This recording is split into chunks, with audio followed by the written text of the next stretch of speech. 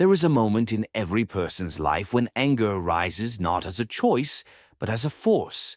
It arrives without knocking, without warning, without asking whether the situation is worth the reaction. In that moment, your breath changes, your thoughts blur, and something inside you takes the lead. You feel heat, pressure, and urgency.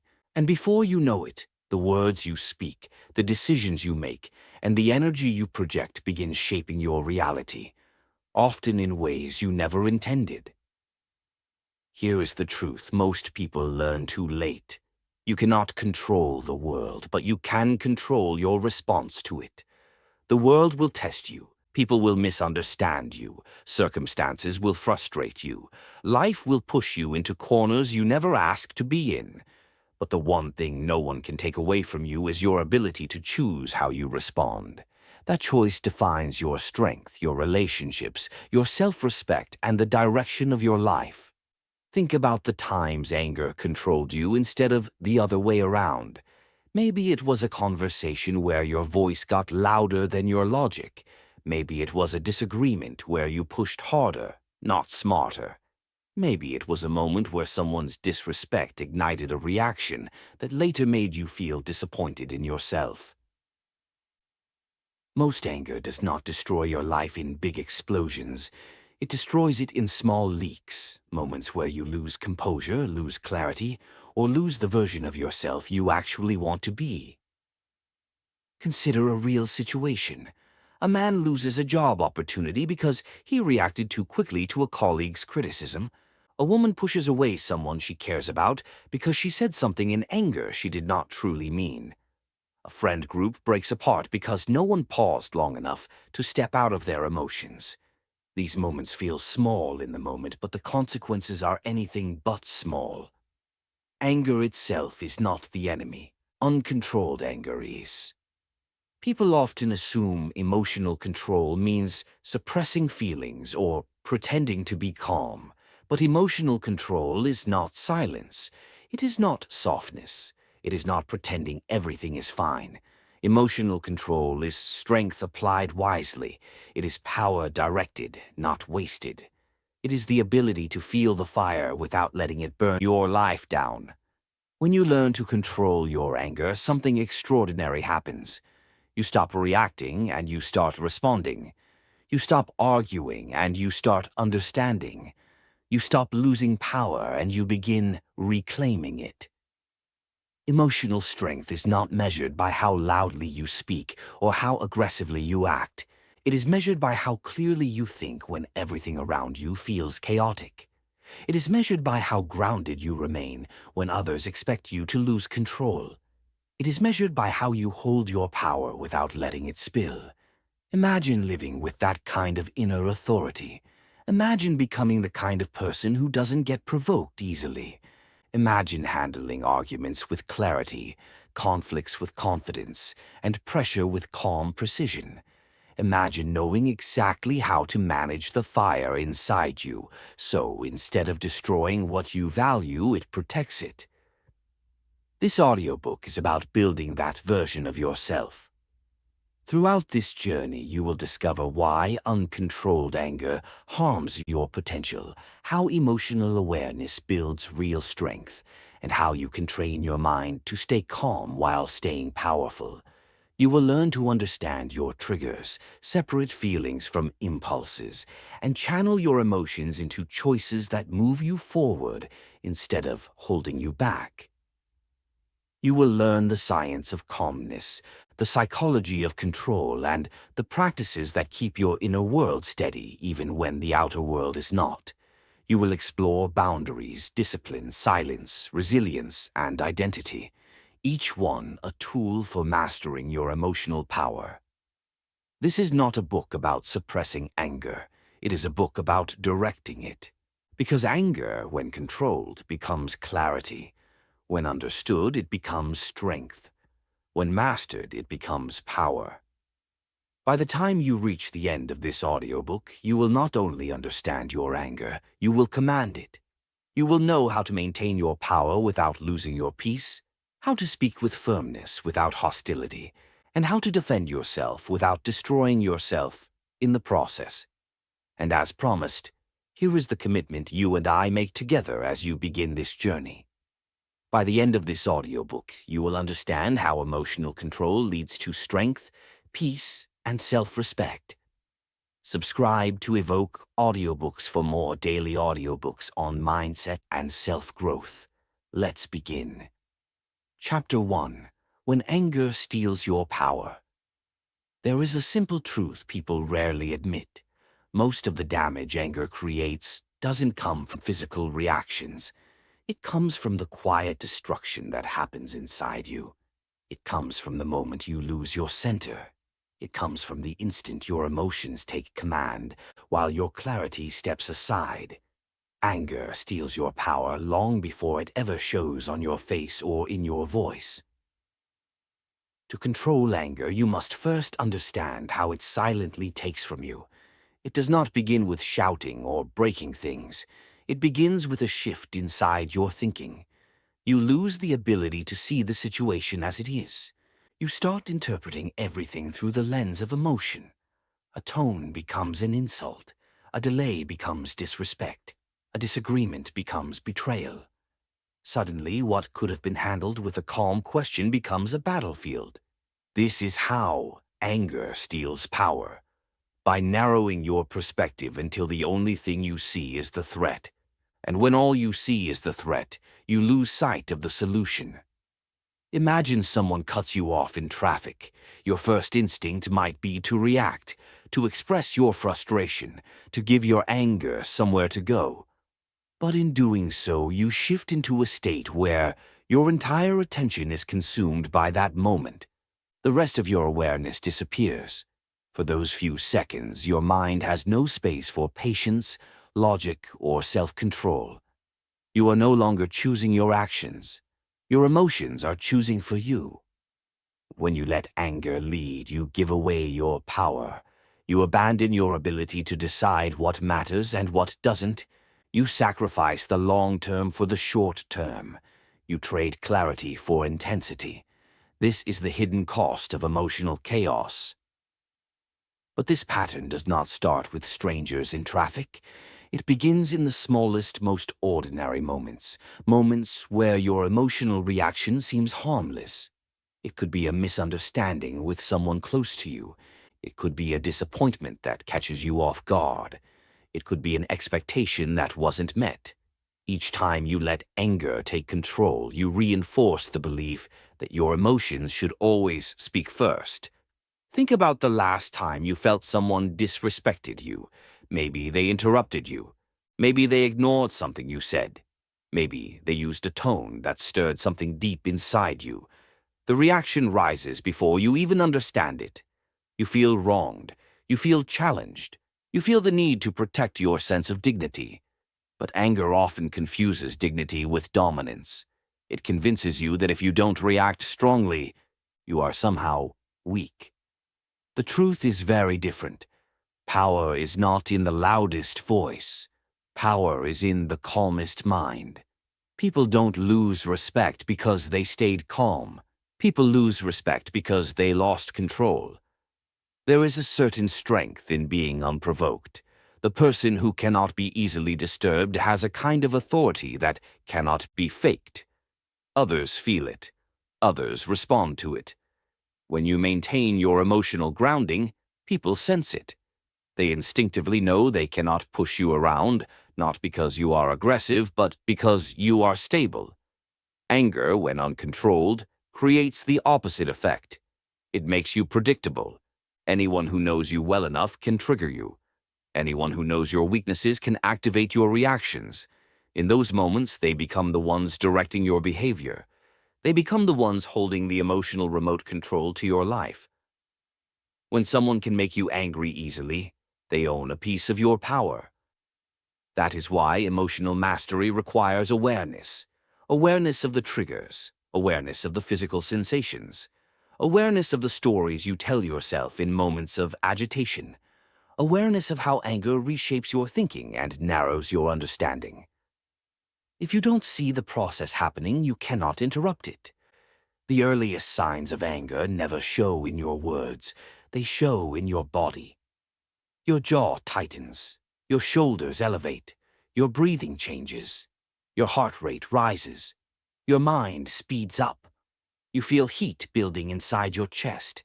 These are not just emotional reactions, they are biological signals telling you that your nervous system is shifting into a defensive mode. In that state, your brain's priority is survival, not logic. It seeks protection, not perspective. The problem is that modern life rarely requires physical survival in the moments where anger rises. Most situations do not require the fight or flight system. But because your nervous system interprets emotional threats the same way it interprets physical threats, your body prepares for a battle that does not actually exist. When your body is preparing for a fight, your mind begins searching for an enemy, even if the enemy is someone you care about. This is how anger damages relationships. You stop seeing the person in front of you and start seeing the problem. You stop hearing their words and start hearing your assumptions. You stop communicating and start defending.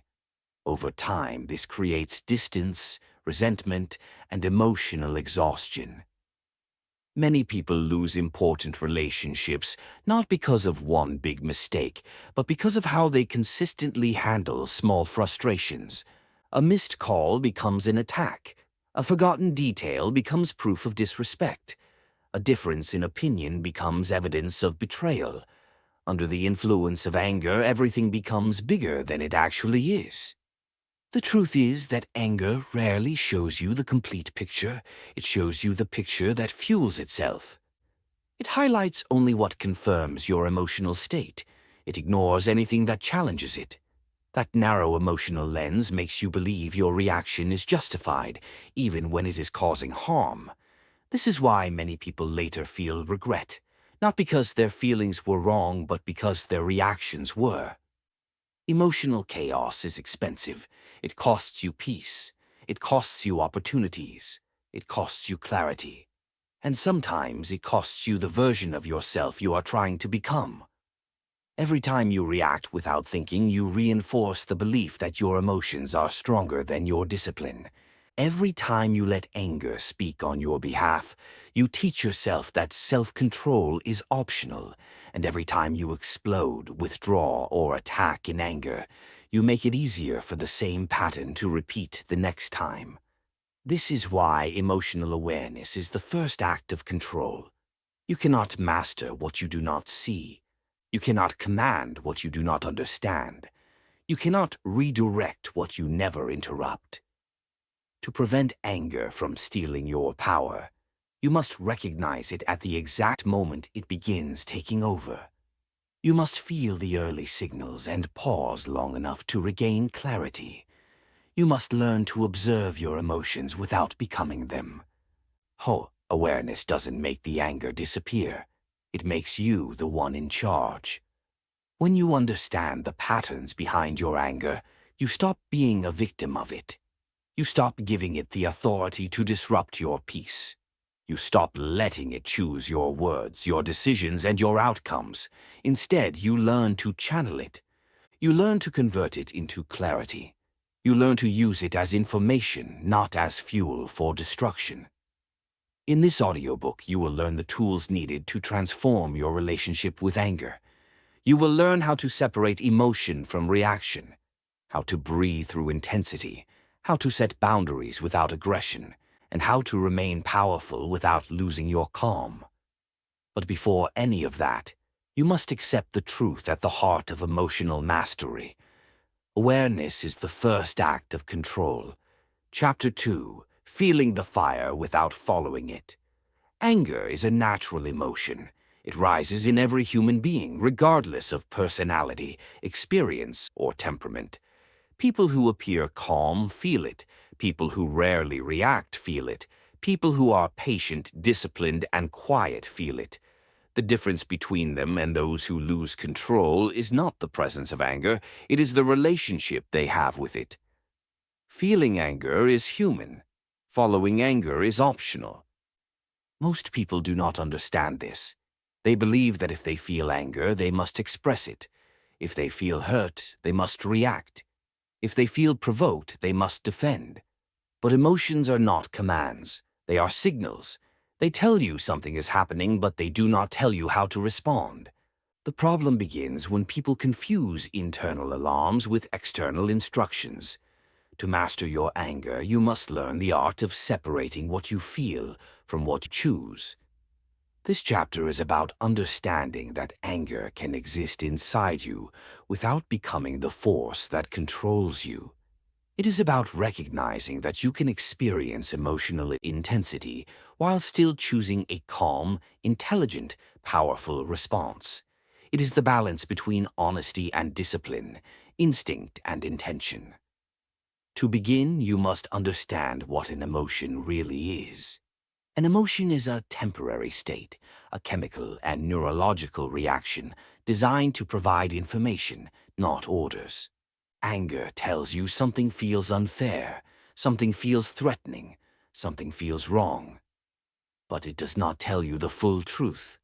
It does not tell you what to do next. It simply alerts you that attention is needed. Most people react not to the situation itself, but to the story they create the moment the emotion appears. A friend doesn't reply to a message. Your mind tells you they're ignoring you. A partner expresses a different opinion. Your mind tells you they're challenging your worth. A stranger speaks rudely. Your mind tells you that you must defend your pride. The emotion rises first, and then the mind builds a narrative that intensifies it. This is where unnecessary conflict begins. In that brief moment between emotion and reaction, you have a choice. This moment is the hidden space where emotional mastery lives. It is the gap where awareness can interrupt instinct. It is the pause where you can breathe, observe, and decide whether the reaction you feel is the reaction you want to express. People who follow anger without pause often say later, "I don't know what happened. I just reacted." What actually happened is simple.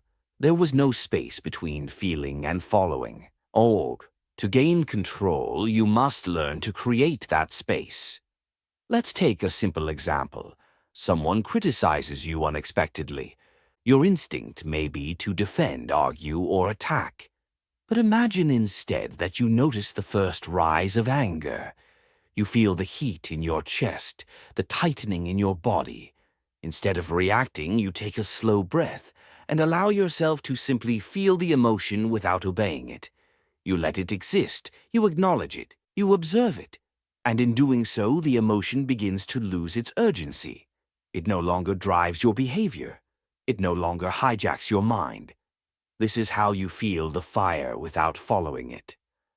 People often fear that not reacting will make them appear weak, but true weakness is being controlled by emotion. Strength is being able to feel deeply and still choose wisely. Strength is responding from clarity, not compulsion. Strength is understanding that your reaction shapes the outcome far more than the trigger itself. When you learn to pause, you gain the ability to choose a response aligned with the person you want to be, not the person the moment tries to turn you into. The pause does not have to be long. It can be a single breath, a moment of awareness, a small delay in your reaction.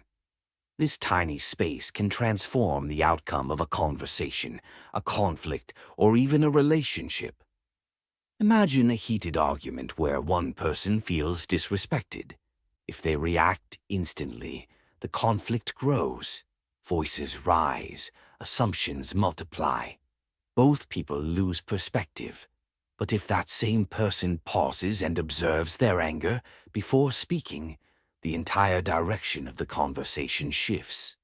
They may still express themselves, but they do so with clarity instead of chaos. Their words carry intelligence instead of aggression. The situation becomes solvable instead of explosive. This is the core principle of emotional mastery.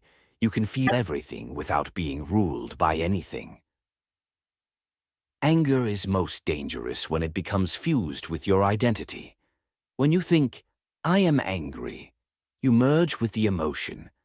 But when you shift your language to "I am feeling anger," You create separation. You remind yourself that the emotion is temporary. You remind yourself that anger is an experience, not a definition. Identity is powerful. What you attach to yourself becomes harder to control. That is why the language you use about your emotions matters. Instead of saying, "I am angry," say, "I notice anger rising." Instead of saying, "I am frustrated," say, "I feel frustration in this moment." You are not denying the emotion. You are putting yourself back in the driver's seat. You are turning an overwhelming force into something you can observe and influence. This shift seems simple, but it creates a profound psychological difference. It allows your prefrontal cortex, the part of the brain responsible for reasoning, to stay active. Without that separation, anger activates your survival brain, and your thinking becomes reactive, impulsive, and narrow. The more you practice observing anger instead of becoming it, the more powerfully you can direct your emotional energy. Another important aspect of not following anger is understanding emotional triggers. Triggers are not the things that happen outside you. They are the unresolved patterns inside you. Two people may face the same situation, yet react completely differently. The difference is not the event, but the internal meaning attached to it. Many triggers come from past experiences. If someone grew up feeling unheard, interruptions may trigger anger. If someone experienced disrespect in a previous relationship, disagreement may feel like betrayal. If someone has unhealed insecurities, any criticism may feel like an attack. The problem is that your mind does not ask whether the current situation truly matches the past one. It simply reacts to the familiar pattern. By learning to recognize your triggers, you gain the ability to step outside the automatic cycle. You can say to yourself, "This feeling is familiar, it's intense, but it's also old. I don't have to react the same way I used to." That awareness alone can break years of emotional habits. It transforms automatic reactions into conscious choices. Feeling anger is not failure. Letting anger control your behavior is what causes damage. When you build the skill of observing emotions before acting, you change the entire direction of your life. You improve your relationships, your confidence, your decisions, and your inner stability. Some people worry that if they stop following anger, they will become passive or easily manipulated. But the opposite is true. When you stop reacting impulsively, you become more strategic. You respond with intention. You express your truth with strength, not heat. You set boundaries more clearly. You walk away when needed. You choose actions that protect your long-term well-being instead of satisfying a momentary emotion. Your voice becomes more powerful because it is not driven by intensity, but by clarity. Mastery is not about suppressing your anger. Suppression only buries the emotion deeper, where it grows resentment and eventually erupts even more forcefully. Mastery is about acknowledging the emotion fully, understanding it, and then choosing what aligns with your values, your goals, and your highest self. When you master the art of feeling without following, people will notice the difference. They will sense that you are not easily shaken. They will see that you can stay grounded even in conflict. They will realize that your silence is intentional, not fearful. Your responses will carry weight. Your presence will feel stronger. Your influence will naturally rise. This chapter is about reclaiming your ability to choose. Once you realize that emotions can exist inside you without dictating your actions, you unlock a level of power many people never experience. You gain the freedom to respond with wisdom. You gain the stability to remain centered under pressure. You gain the clarity to act from intelligence rather than impulse. And when you understand this truth deeply, you step into the next level of emotional strength. The ability to detach without disconnecting, to stay calm without avoiding, and to carry anger without letting it carry you. Because you are not your anger. You are the one who decides what to do with it. You can feel everything without being ruled by anything. Chapter 3. Detaching without disconnecting. There is a misunderstanding many people carry about emotional control.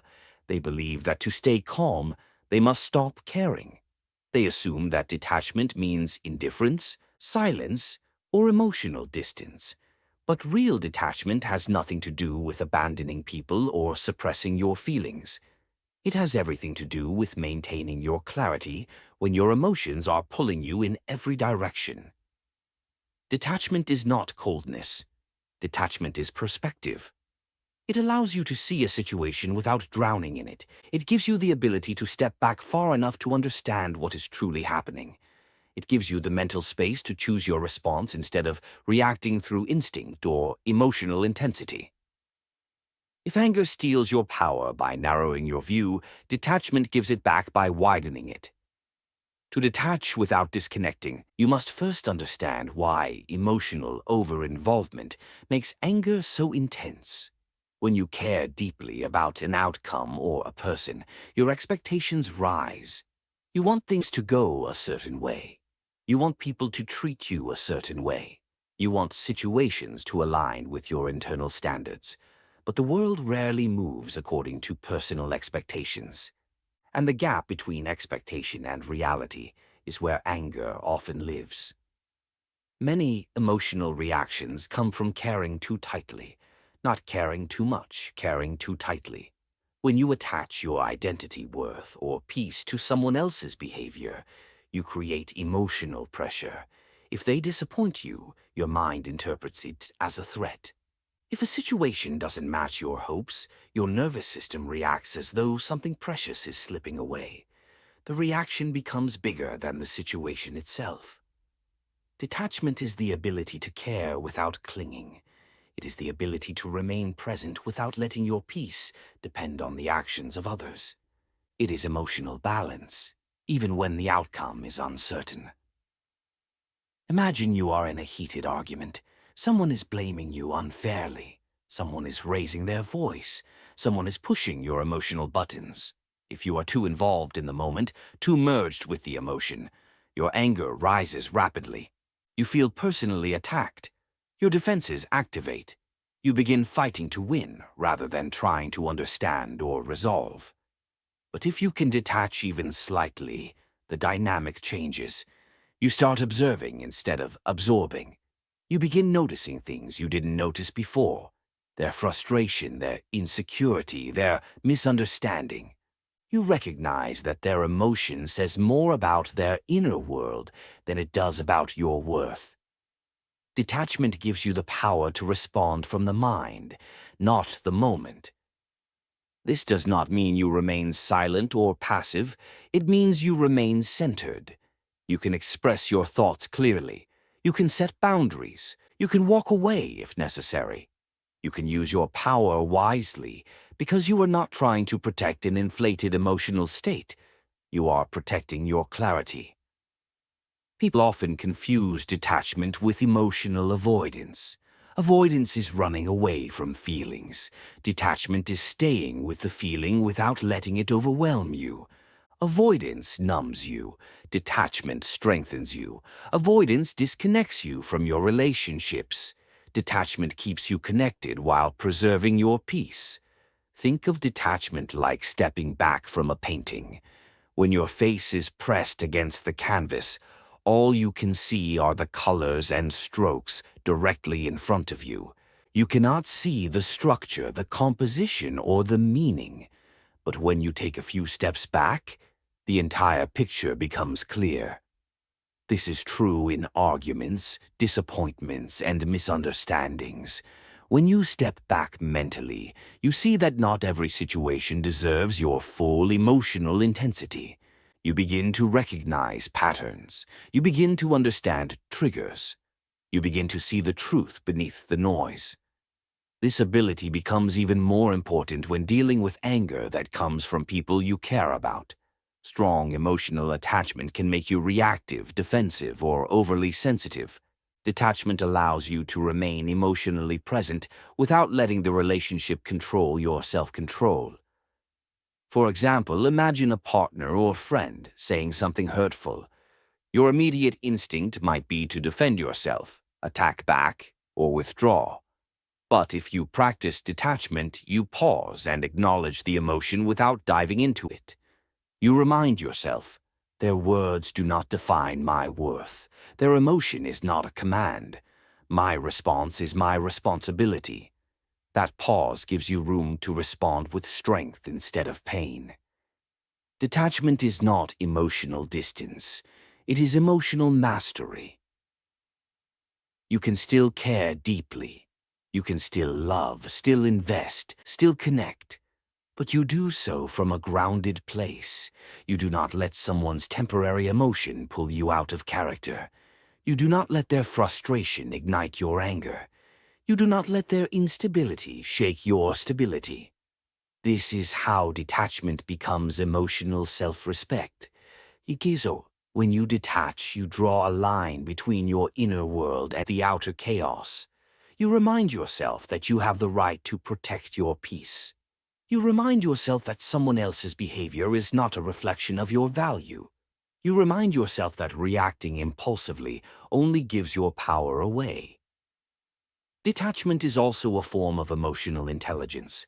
It allows you to see more than just your own point of view. It allows you to consider the context, the intentions, and the unseen pressures affecting the situation. It allows you to recognize when someone's anger is actually rooted in fear, insecurity, or stress. This understanding turns potential conflict into an opportunity for clarity, growth, or calm communication. Another benefit of detachment is that it prevents you from making anger-based assumptions. When you are emotionally tangled in a situation, your mind fills in the gaps with stories that reinforce your emotions. If you are angry, you assume the other person meant to hurt you. If you feel insecure, you assume they don't care. If you feel threatened, you assume they are attacking your worth. But detachment allows you to question your first interpretation. It gives you room to think, is this person actually trying to disrespect me? Or are they just frustrated? Is this situation truly urgent, or am I reacting because of an old wound? Is this really about me, or am I taking it personally because I am emotionally involved? These questions can save you from countless arguments, misunderstandings, and regrets. Detachment also helps you handle situations where people are intentionally trying to provoke you. Some individuals seek reaction because reaction gives them power, but you cannot be manipulated by someone you are detached from. When you refuse to respond emotionally, their control dissolves. Their attempts to trigger you lose impact. You become unpredictable in the best way. Calmness becomes your shield. Clarity becomes your armor. Detachment becomes your strategy. People often respect individuals who can stay grounded under pressure. They may argue with you, disagree with you, or challenge you, but they recognize the strength in your stability. They see that you do not crumble, attack, or collapse when pushed. This earns a level of respect that loud reactions never achieve. Detachment also teaches you the difference between reacting and choosing. Reacting is the mind's automatic response. Choosing is the mind's conscious decision. When you react, you often regret. When you choose, you stand by your decision with confidence. Choosing requires space. Space requires detachment. When you can feel anger rise and still say, "Let me step back mentally before I respond," you are practicing one of the highest forms of emotional discipline. You are no longer enslaved by the moment. You are shaping it. Detachment also frees you from emotional exhaustion. When you attach too tightly to every situation, every disagreement feels personal. Every inconvenience feels like a threat. Every mistake feels like a failure. But when you practice detachment, you begin to see that not everything is about you. Not everything deserves your full emotional investment. Not every battle is your battle. You begin to save your energy for what truly matters. You conserve your emotional strength. You protect your inner peace. You maintain your power. In the end, detachment gives you the ability to stand in your life like a steady tree in the middle of a storm, not stiff, not fragile, but grounded. The wind may blow, but you do not break. People may bring chaos, but you do not collapse. Anger may rise, but you do not follow it blindly. This is the strength you gain when you detach without disconnecting. You remain compassionate but not controlled. You remain understanding but not overwhelmed. You remain present but not consumed. And when you reach this state, you embody a powerful truth. Detachment is the art of caring without collapsing. Chapter 4. Discipline, the structure that calms the storm. There is a hidden connection most people never notice between emotional chaos and a lack of structure. When your life is unorganized, when your routines are unstable, when your habits shift with your moods, your emotions become harder to manage. A disordered life amplifies internal storms, but a disciplined life stabilizes them. Discipline is not only about doing hard things. It is about creating a steady foundation for your emotions to rest on. When your days have rhythm, your mind has clarity. When your time has purpose, your emotions have boundaries. When your actions follow a structure, your reactions follow intention. In many ways, discipline is emotional armor. It protects you from the volatility inside you. It gives you a framework that your emotions cannot easily disrupt. It gives you predictability when your feelings are unpredictable. Anger grows fastest in environments where your mind is already scattered. When your life lacks structure, your emotions find room to dominate. Think of it this way. When you are tired, your anger is stronger. When you are overwhelmed, your anger is sharper. When you are disorganized, your anger is quicker. When you are stressed, your anger needs only a small spark to ignite. A disciplined mind is not free from anger. It is simply harder to provoke. Discipline begins with the simplest routines. Waking up at a consistent time, keeping your space in order, managing your responsibilities instead of postponing them endlessly, maintaining healthy habits that support mental clarity. These routines may seem unrelated to emotional control, but they form the foundation of it. When your external world is in order, your internal world becomes easier to govern. Consider a day where you wake up late, rush through tasks, skip meals, postpone responsibilities, avoid important conversations, and allow your mind to drift without direction. By the afternoon, you feel frayed. Little things irritate you. Every inconvenience feels heavier. Everything seems more personal. Your emotional resilience is thin, and anger rises with little resistance. Now compare that to a day where you wake up on time, follow your priorities, keep your environment clean, eat properly, move your body, and stay present with your responsibilities. The difference in your emotional state is drastic. You are calmer, clearer, and less reactive. The same challenges appear, but they do not pull you out of character as easily. This is the power of discipline. It doesn't eliminate chaos, but it strengthens you against it. Most people think anger comes from the outside, from people, situations, or conflicts.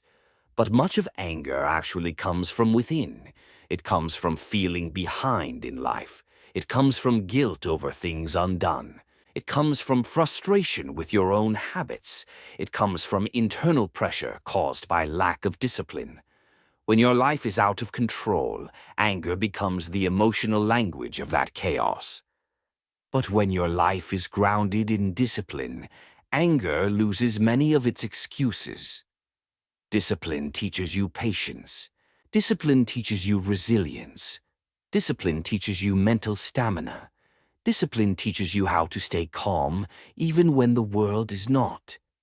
A disciplined person doesn't just react slower, they recover faster.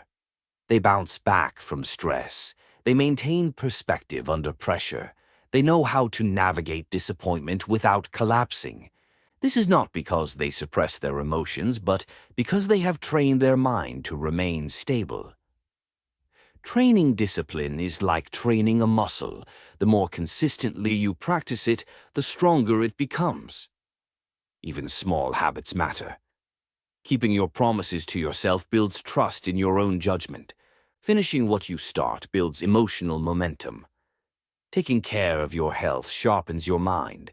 Managing your responsibilities reduces stress. All these actions create a mental environment where anger has less room to grow. It's not a coincidence that people with disciplined lives tend to be calmer. They have learned the value of consistency, focus, and long-term thinking. They understand that reacting emotionally can cost them opportunities, relationships, and respect. Their discipline isn't only about productivity, it's about emotional maturity. When you practice discipline daily, you are effectively practicing emotional control. Each time you resist a temptation, you strengthen your ability to resist impulsive reactions. Each time you follow a routine, you reinforce your ability to stay steady. Each time you choose the long term over the short term, you build emotional intelligence. Each time you complete a task you didn't feel like doing, you demonstrate that feelings don't choose your actions. You do. This carries directly into how you manage anger. A person who is disciplined in small things becomes disciplined in emotional moments. They develop the capacity to pause, think, and respond. They can feel intensity without letting it guide them.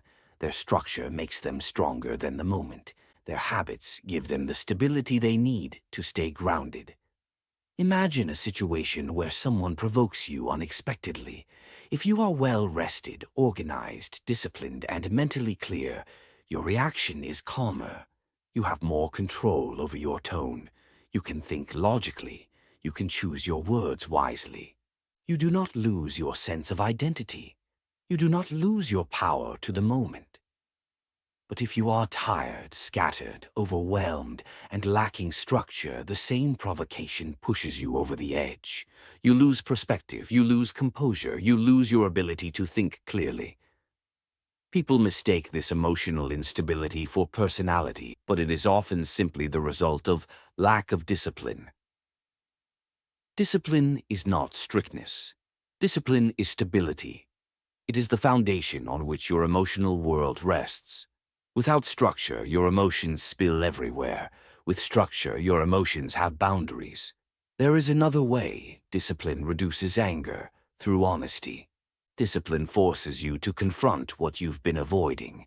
It forces you to acknowledge your responsibilities, your weaknesses, and your patterns. Many people are angry at others for problems they have never addressed in themselves. A disciplined life exposes the areas that need growth. It reveals your emotional triggers. It shows you where you lack patience. It shows you where you need boundaries. It shows you where you must improve your mindset. When you face these truths instead of avoiding them, your anger softens. You become less reactive because you are no longer carrying unspoken frustration. You become more understanding because you have clarity rather than chaos. You become more patient because your life is no longer pushing you into constant stress.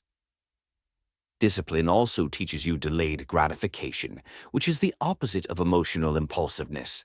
Anger thrives on immediacy. It wants to react now, express now, attack now. But delayed gratification trains your mind to think long-term. It teaches you that the best response is often the one chosen after thought, not the one fired from instinct. This skill becomes invaluable when emotions rise. Instead of reacting in the moment, you can say to yourself, "My reaction right now will shape the outcome. My anger is temporary. My actions are lasting." That mindset prevents arguments, protects relationships, and preserves your dignity. A disciplined person understands that every reaction is a decision, and decisions require clarity, not impulse. To build discipline, you don't need to transform your entire life in one day. You only need to start with one simple routine. Wake up at the same time. Clean your environment, exercise, plan your day, follow a schedule, stay consistent. Over time, these small habits accumulate and create a powerful emotional foundation.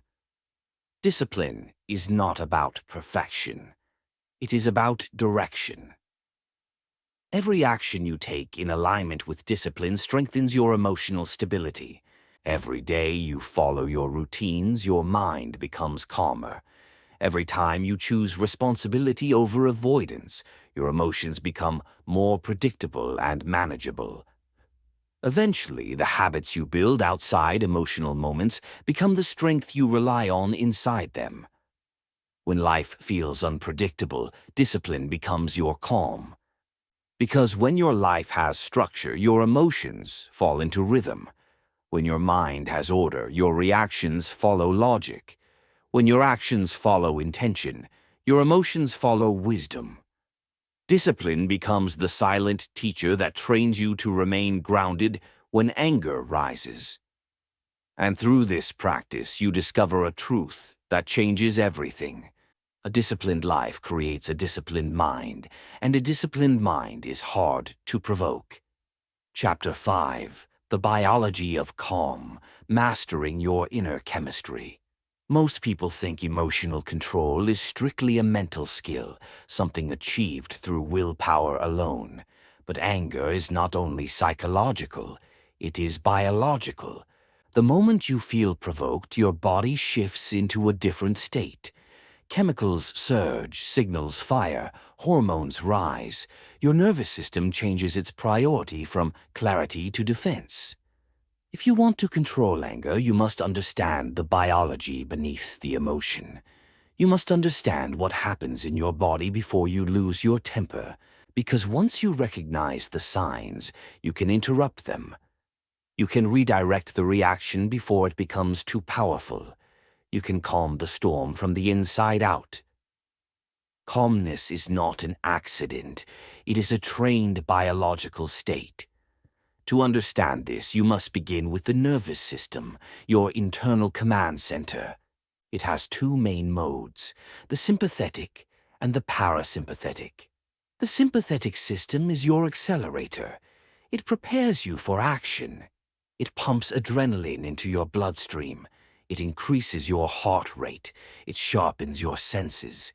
It primes you for fight or flight. The parasympathetic system is your brake. It slows your heart rate. It relaxes your muscles. It brings your body back to balance. It restores your clarity. It is the biological foundation of calm. Anger activates the sympathetic system instantly. Calm activates the parasympathetic. The problem is that most people never learn to activate their parasympathetic system consciously. They live in a constant state of low-level tension, tight jaw, shallow breathing, elevated shoulders, quick reactions. Their sympathetic system stays turned on throughout the day, so when anger appears, the reaction is explosive. If your body is already tense, your anger needs very little to take over. This is why controlling anger is not just about the mind. It is about learning how to reset your biology. The first step is understanding breathing. Most people underestimate the power of breath, but in truth it is the quickest way to influence your nervous system. When you are angry, your breathing becomes rapid and shallow. This tells your brain that danger is present, which increases the emotional intensity. But when you slow your breath, your brain receives the opposite message. I am safe. A slow exhale is the biological signal for calm. When you take a deep, slow breath, especially when your exhale is longer than your inhale, you trigger the parasympathetic system automatically. Your heart rate slows, your muscles relax, your mind regains space. The emotion becomes easier to observe. This technique does not erase anger, but it gives you enough clarity to choose a response. Another powerful biological factor is body language. When you are angry, your body tightens, your chest rises, your shoulders lift, your fists clench, your face contracts. These physical signs are not random. They send signals to your brain that intensify the anger. The brain reads your body's tension and responds with more adrenaline, more cortisol, and more emotional heat.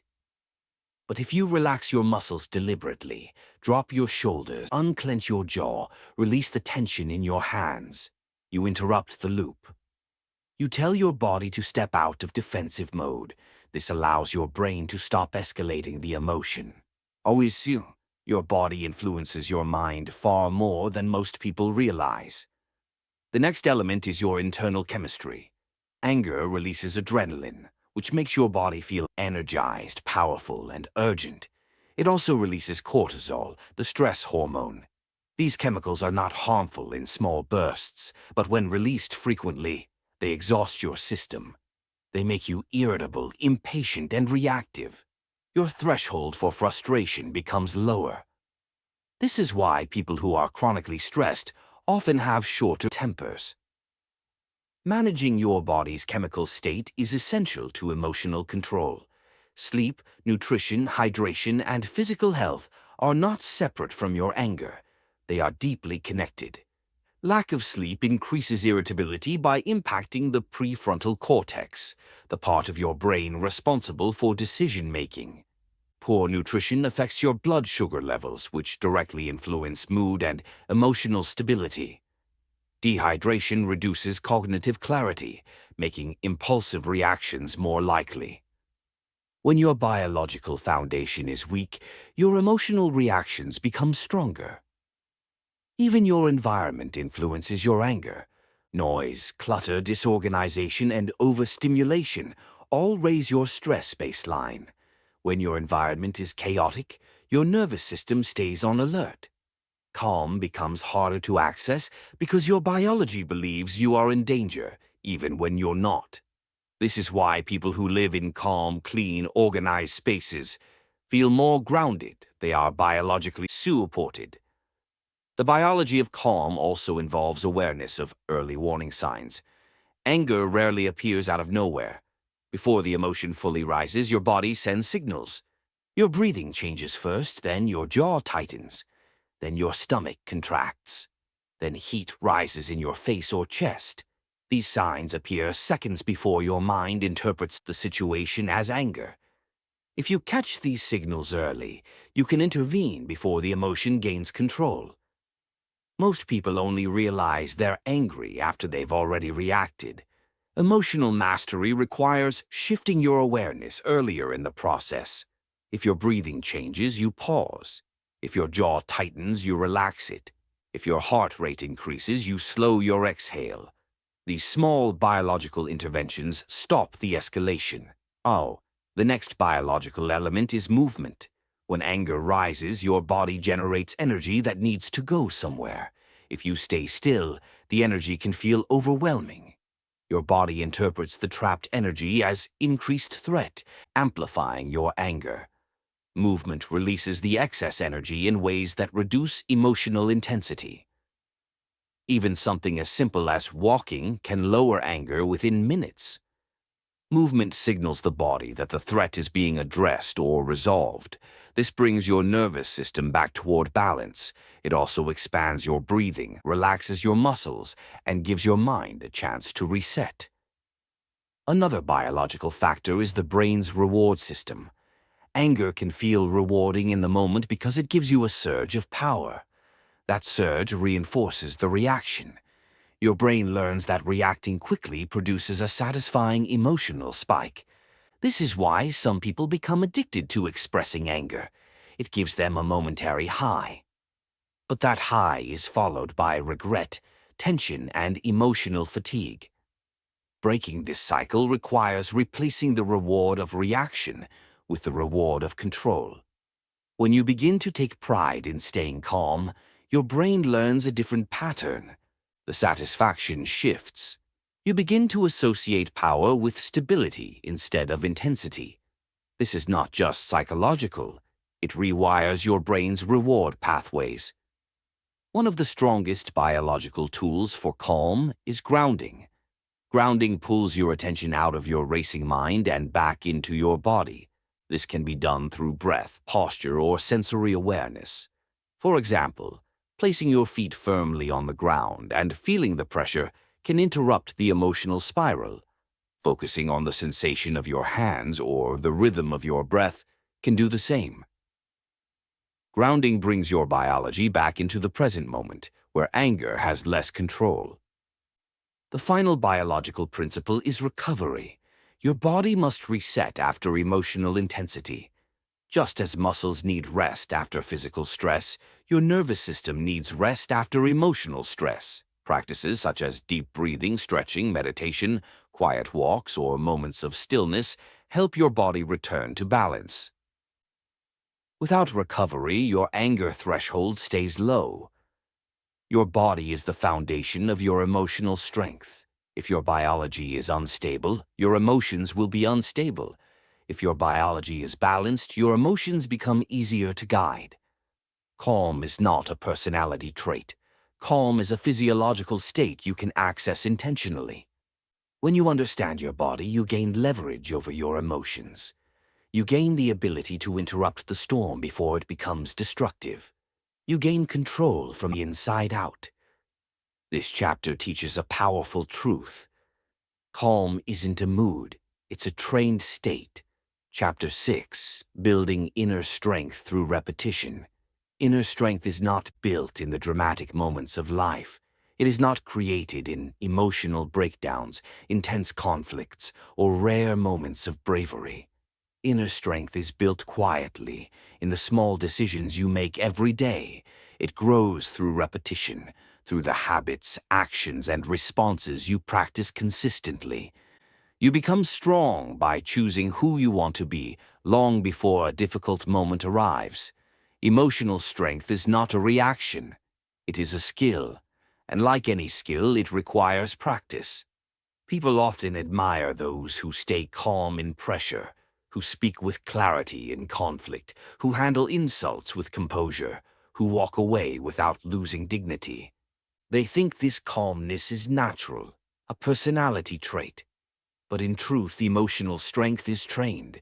It is shaped through hundreds of small moments where you choose discipline over impulse, patience over frustration, clarity over chaos. This chapter is about the quiet, repetitive training that builds inner resilience, the kind of resilience that makes anger easier to manage and harder to provoke.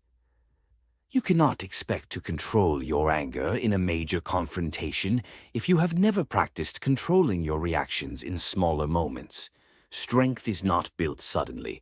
It is built gradually through repeated exposure to small emotional challenges. Consider the simplest example: irritation. Small annoyances appear throughout your day: a slow response, a delayed message, a mistake, a loud noise, a miscommunication. Each moment is an opportunity to strengthen your response. Each time you pause, breathe, and choose not to react emotionally, you train your nervous system. You develop the habit of responding consciously. These moments seem insignificant, but they are your training ground. When you practice patience in small irritation, you build patience for larger conflicts.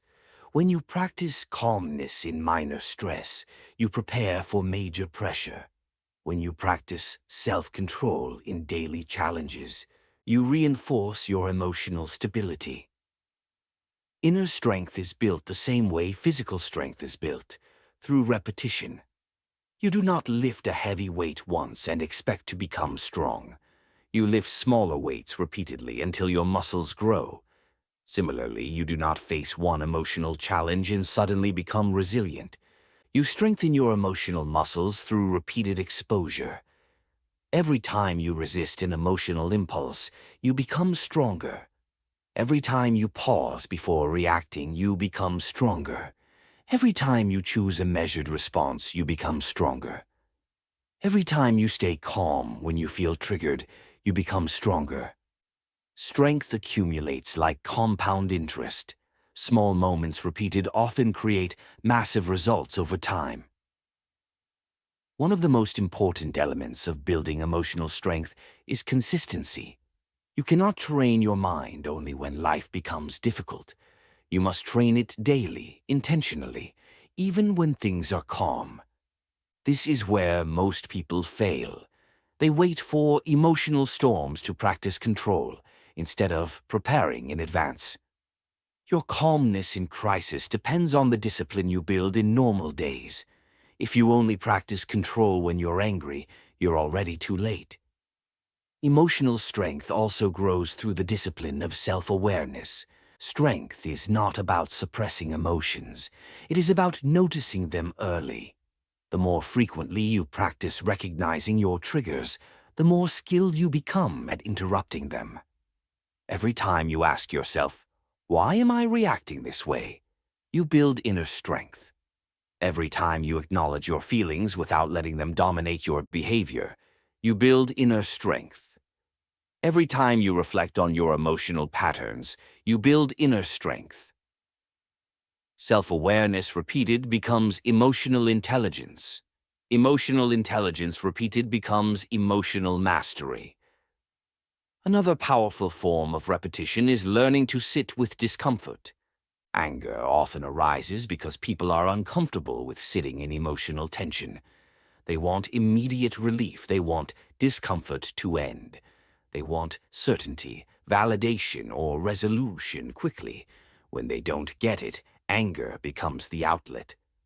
But when you train yourself to sit with discomfort without reacting, to breathe through it, observe it, tolerate it, you develop one of the greatest emotional strengths a person can have: the ability to hold tension without exploding.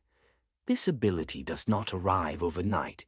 It arrives through repeated exposure. The more you allow yourself to feel discomfort without acting on it, the more familiar the feeling becomes and the less power it has over you. Anger loses its grip when discomfort becomes something you can handle instead of something you must escape. Repetition also applies to your self-talk. The way you speak to yourself shapes your emotional resilience. When you repeatedly tell yourself, "I can handle this," "I'm in control," or "I don't need to react right away," your brain begins to follow those instructions. It becomes a habit to think this way, even in difficult moments. But if you repeatedly say things like, "I can't take this," "People always push me," or "I'm about to lose it," your brain wires itself for reactivity. Your self-talk becomes your emotional conditioning.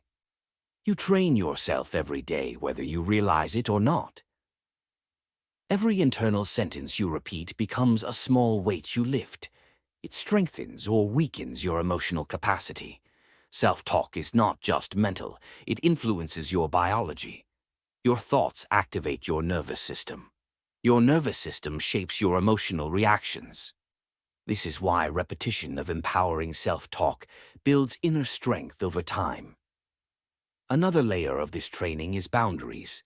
Every time you set a boundary, you strengthen your emotional identity.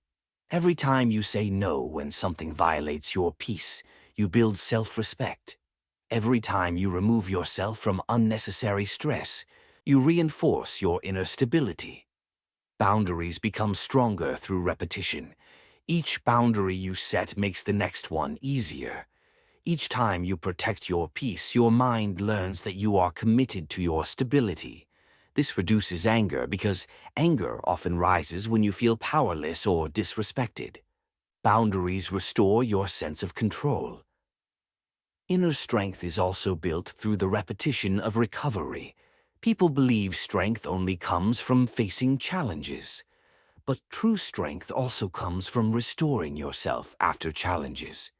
When you regularly give your mind moments of calm, silence, rest, or reflection, you recharge the emotional energy required to stay grounded. Recovery repeated becomes resilience. You cannot expect to remain calm if you never give yourself time to reset.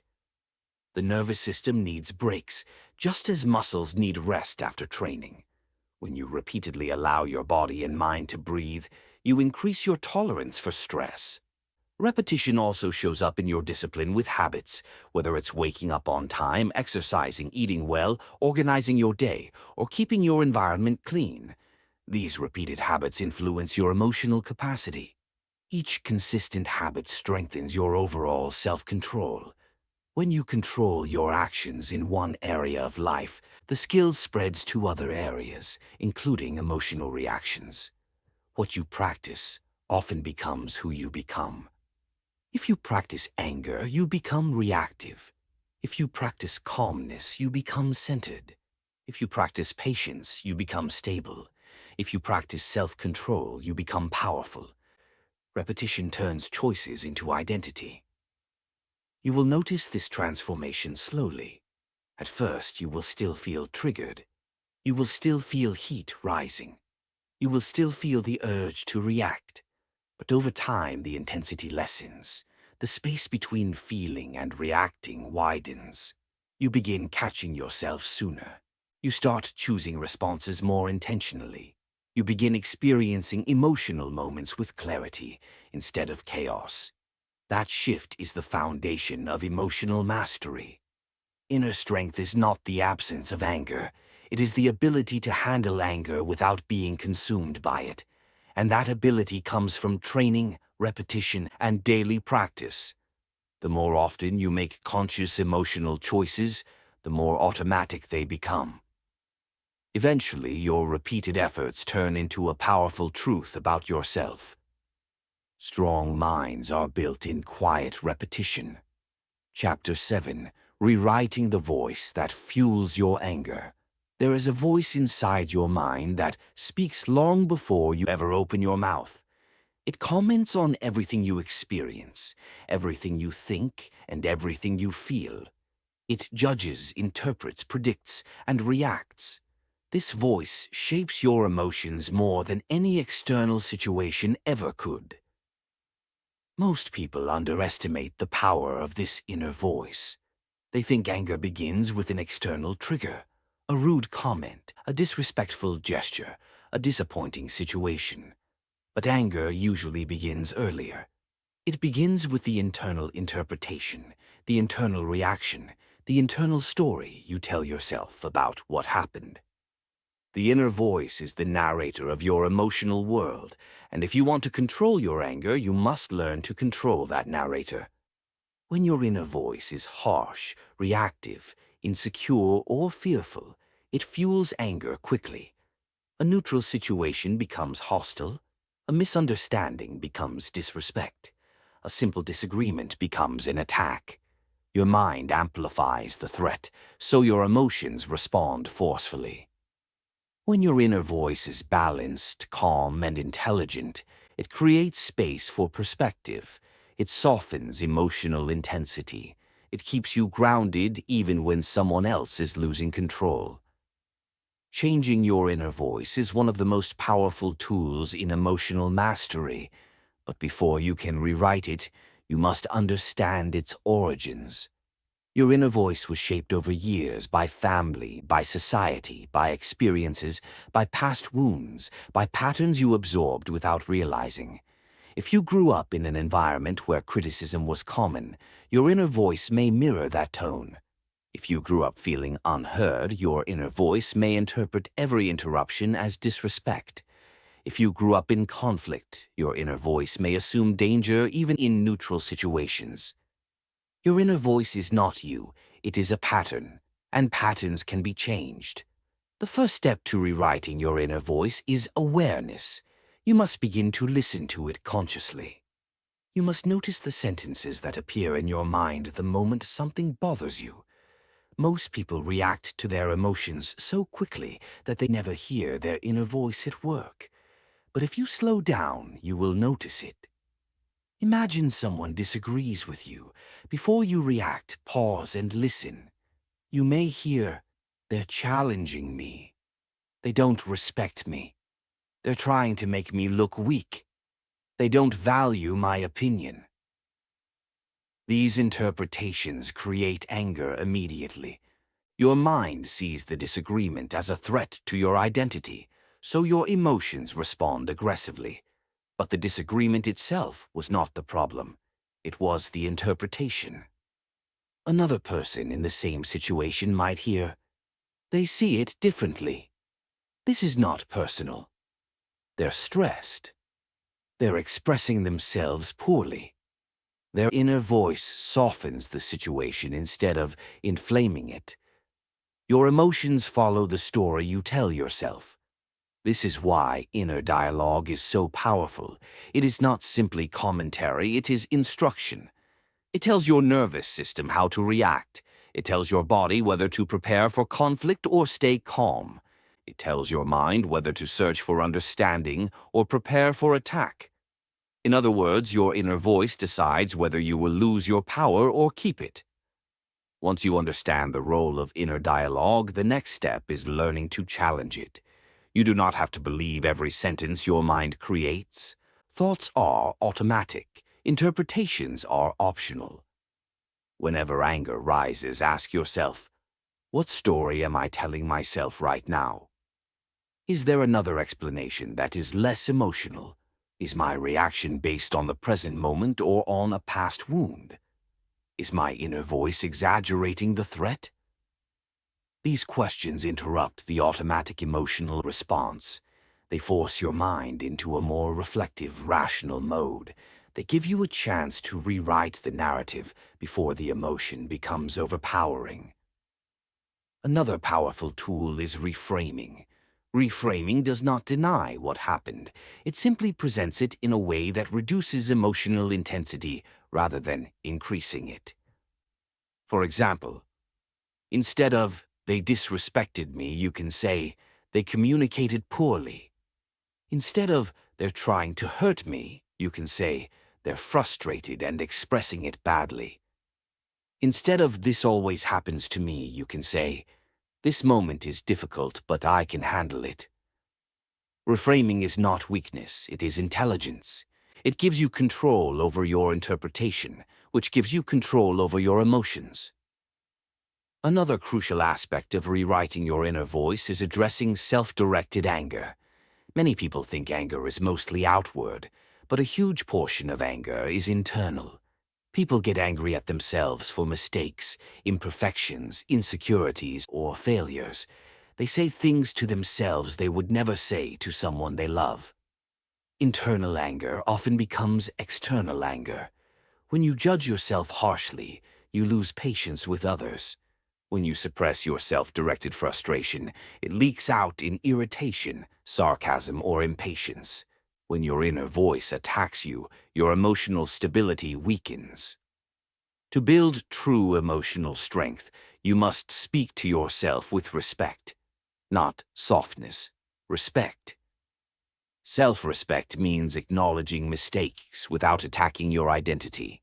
It means taking responsibility without shaming yourself. It means giving yourself room to grow instead of punishing yourself for every flaw. When your inner voice becomes more supportive, your reactions become more stable. You gain emotional space to think clearly. You become less defensive, less reactive, and more grounded. Another part of mastering the inner voice is learning to separate thought from truth. Not every thought deserves attention. Not every interpretation is accurate. Not every mental story is valid. When a thought arises that fuels anger, pause and ask, is this thought helping me or hurting me? Is this thought based on fear or fact? Does this thought lead to clarity or chaos? This simple awareness loosens the grip your thoughts have on your emotions. The next step is replacing reaction-based self-talk with command-based self-talk. A strong inner voice is not emotional, it is directive. It gives clear instructions that calm the body and mind. Here are examples. Breathe first. Wait before reacting. Let me observe the situation. I choose clarity over heat. I will respond, not react. These instructions activate your prefrontal cortex, the rational part of your brain. They reduce emotional escalation. They provide the mental leadership that keeps you in control. The ultimate goal is to create an inner voice that strengthens you, not weakens you. A voice that guides you, not provokes you. A voice that helps you respond with clarity, not intensity. Inner strength comes from inner guidance. When your inner voice becomes wiser, your anger becomes quieter. When your inner voice becomes kinder, your reactions become smoother. When your inner voice becomes more disciplined, your emotions follow. This is why rewriting your inner dialogue is not optional, it is essential. Without controlling the narrator inside your mind, you cannot control your anger. Without shaping your thoughts, you cannot shape your reactions. Without mastering your inner voice, you cannot master your power. When you complete this transformation, something remarkable happens. Your inner voice stops fueling your anger. It begins fueling your strength. And that is the moment your emotional world shifts. Change the voice inside, and the world outside follows. Chapter 8, Patience and the Power of Strategic Silence. There is a unique kind of strength that does not look like force, does not sound like intensity, and does not draw attention to itself. It is the strength of patience and strategic silence, the ability to hold your power quietly without needing to prove it. It is the ability to maintain emotional clarity when someone is pushing you, testing you, or hoping you will lose control. Most people misunderstand patience. They think patience is weakness, passiveness, or unwillingness to stand up for yourself. They think silence means surrender. But in truth, patience is one of the highest forms of power. Silence, when used intentionally, is one of the sharpest tools in emotional mastery. Patience is not waiting without emotion. Patience is waiting without losing yourself. Silence is not avoiding conflict. Silence is choosing not to feed the chaos. When you control when to speak, how to speak, and whether a reaction deserves your energy, you hold the strongest position in any interaction. You decide the pace. You shape the tone. You influence the outcome without forcing it. This chapter is about understanding patience as emotional authority and silence as strategic strength. To begin, you must understand how impatience fuels anger. Impatience is the belief that the moment should be different than it is. It is the internal pressure created by unmet expectations. It is the mind's rejection of reality in favor of urgency.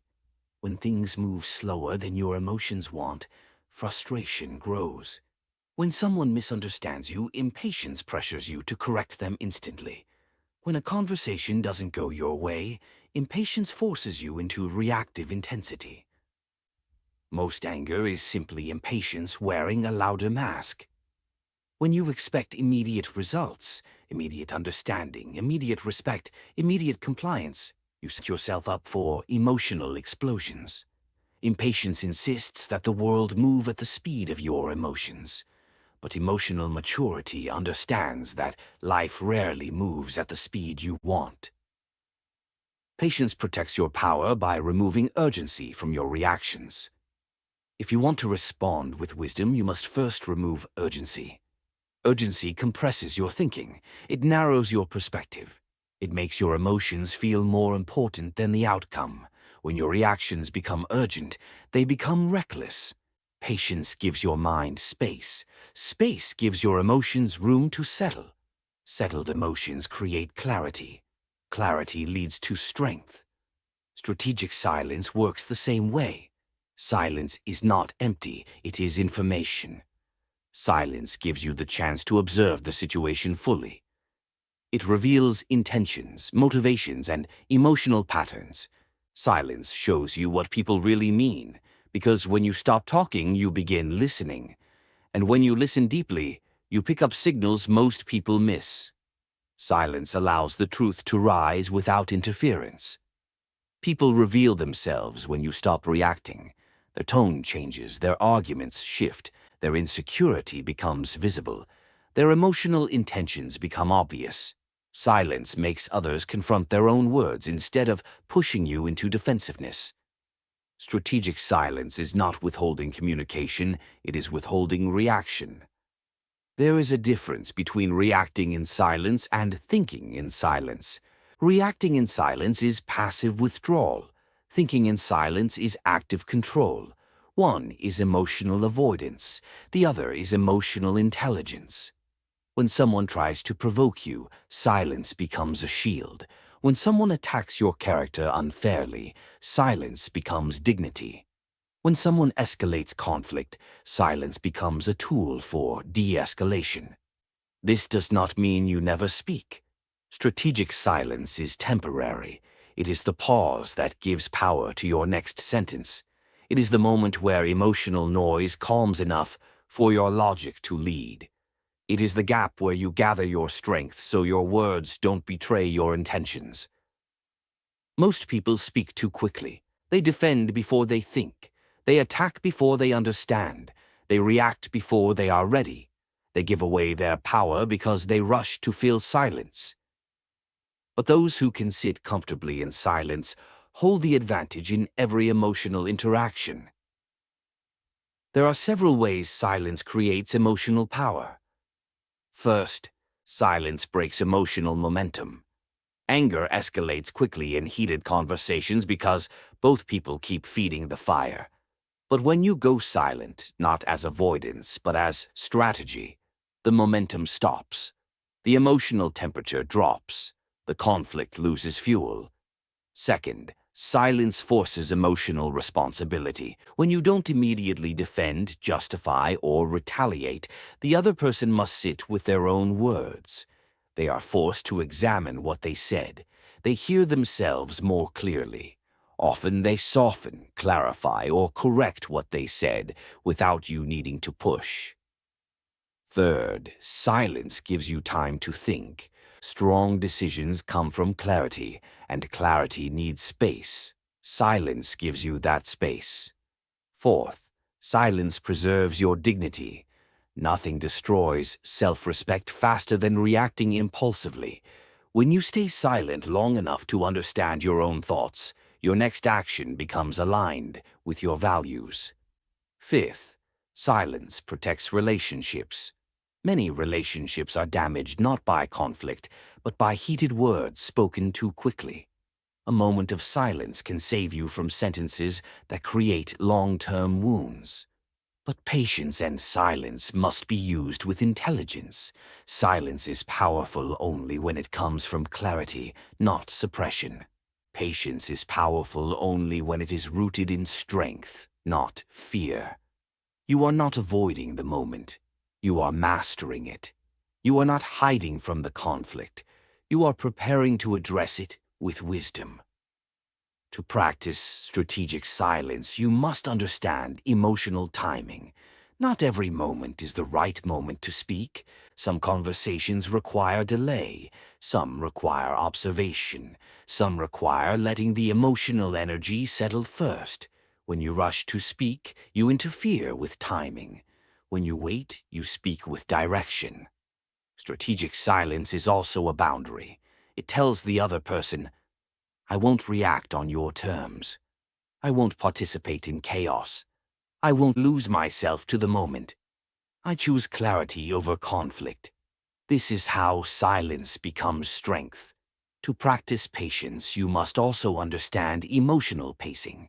Patience is not waiting endlessly. It is waiting effectively. It is allowing time to provide clarity. It is allowing emotions to calm before addressing the issue. It is allowing perspective to grow before making a choice. Some problems cannot be solved in a heated moment. Some discussions cannot be resolved when voices are tense. Some decisions cannot be made when your nervous system is activated. Patience allows you to revisit the issue later when your mind is clearer and your emotional state is balanced. Another important part of patience is emotional endurance. Emotional endurance is the ability to feel strong emotions without acting immediately. It is the ability to sit with discomfort. Many people react out of anger because they cannot tolerate the discomfort of holding emotional tension. They seek relief, so they explode. But patience teaches you to hold the tension without breaking. Patience stabilizes your nervous system. Silence stabilizes your reactions. Together, they stabilize your power. When you practice patience consistently, you begin to notice that most things do not require immediate emotional response. Many problems resolve themselves with time.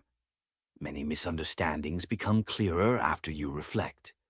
Many emotional triggers lose their intensity when you stop feeding them. Most arguments become smaller when you stop rushing toward them. Patience also trains your ability to choose long-term outcomes over short-term emotions. Anger wants immediate release. Patience wants meaningful resolution. Angry reactions destroy progress. Patient responses create it. Some of the strongest people in the world are not the loudest. They are the ones who can wait without losing their composure, think without losing their direction, and speak without losing their dignity. Patience says, I choose when I act. Silence says, I choose how I act. Together they say, I am in control.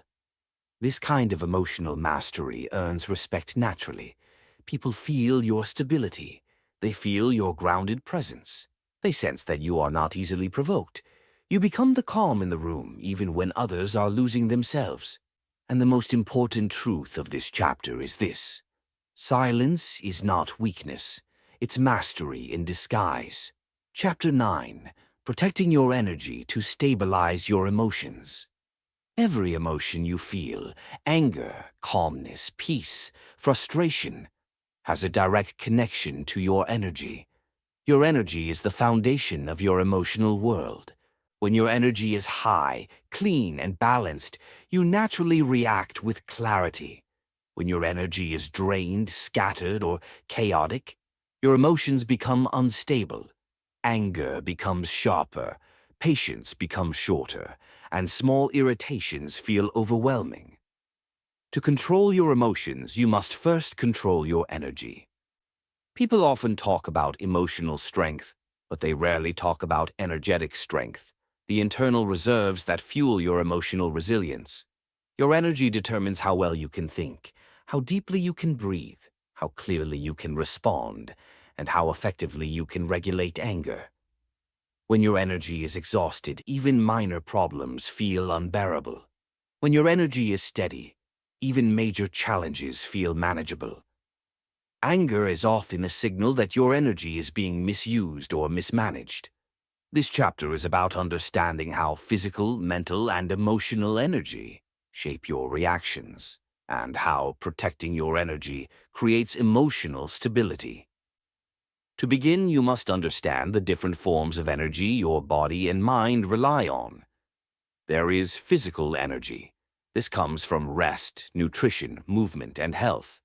When physical energy is low, your irritability increases. Fatigue makes your emotional threshold fragile.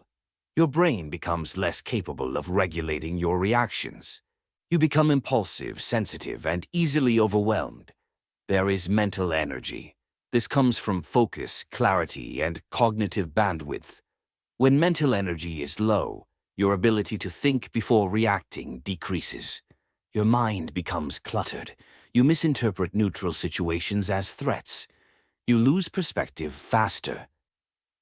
There is emotional energy. This comes from inner balance, self-awareness, connection, and emotional regulation. When emotional energy is low, you feel easily triggered. Your tolerance for discomfort shrinks. Your emotional reactions become more dramatic. There is social energy. This comes from interactions, relationships, conversations, and boundaries.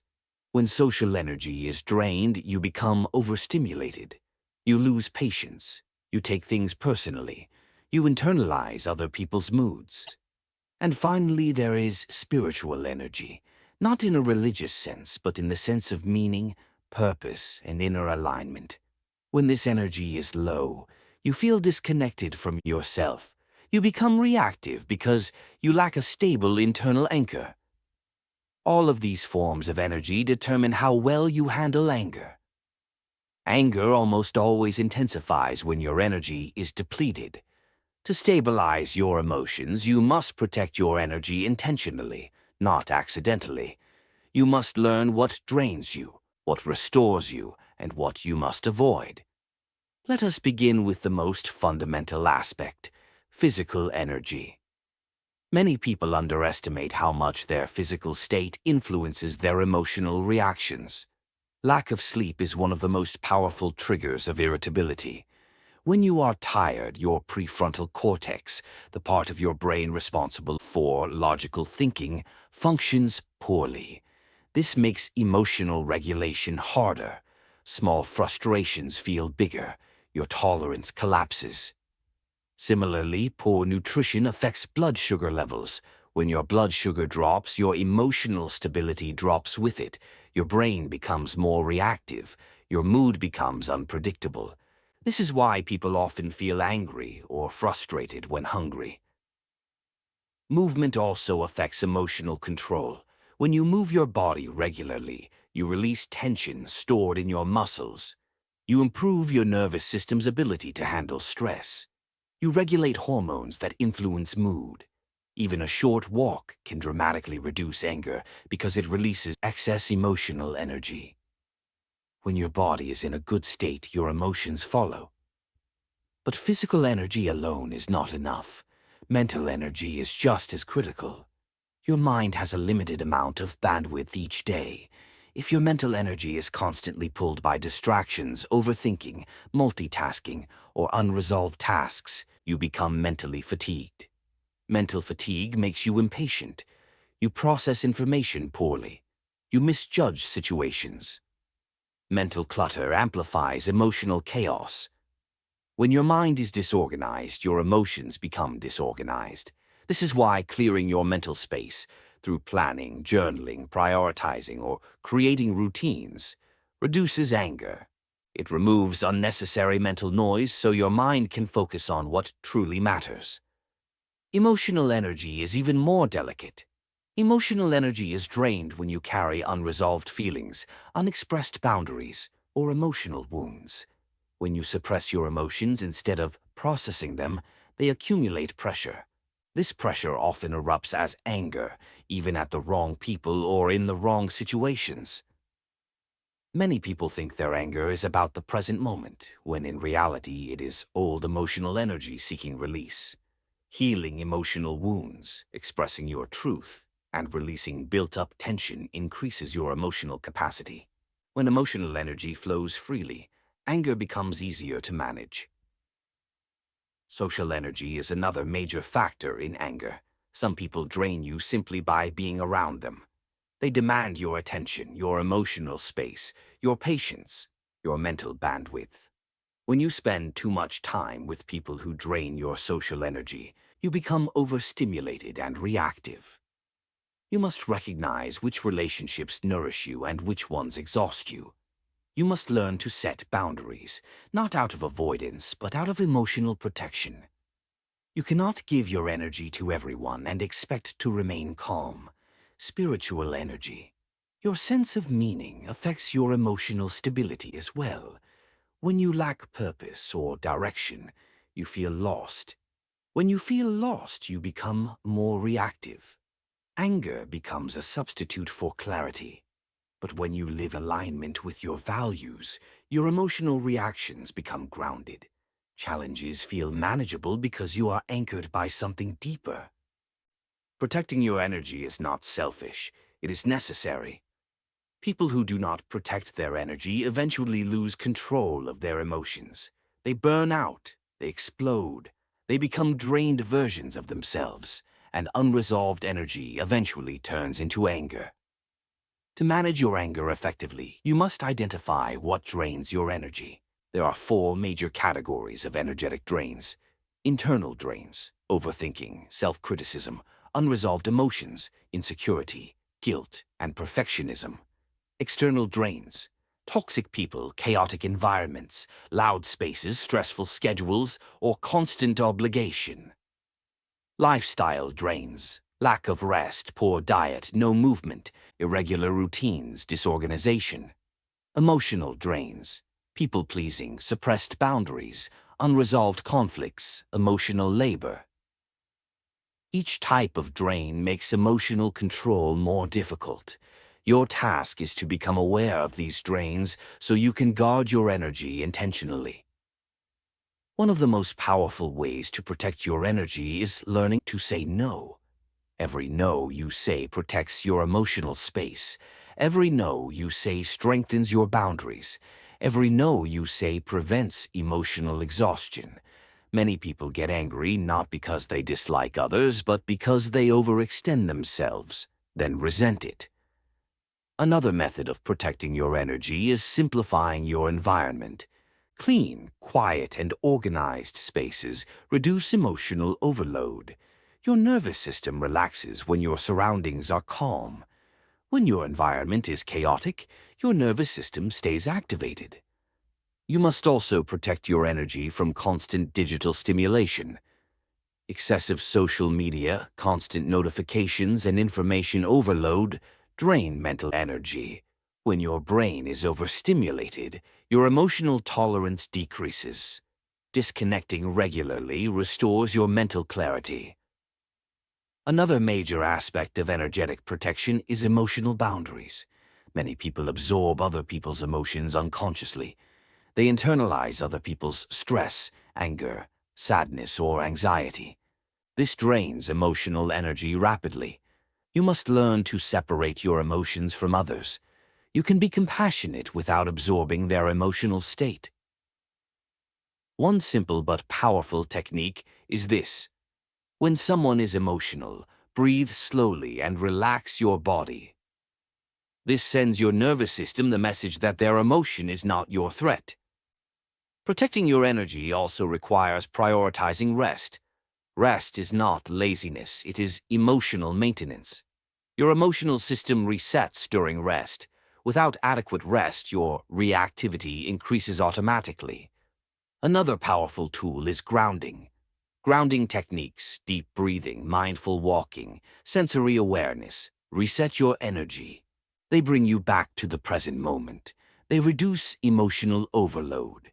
When your energy is grounded, anger loses its intensity. When you start managing your energy consciously, something incredible happens.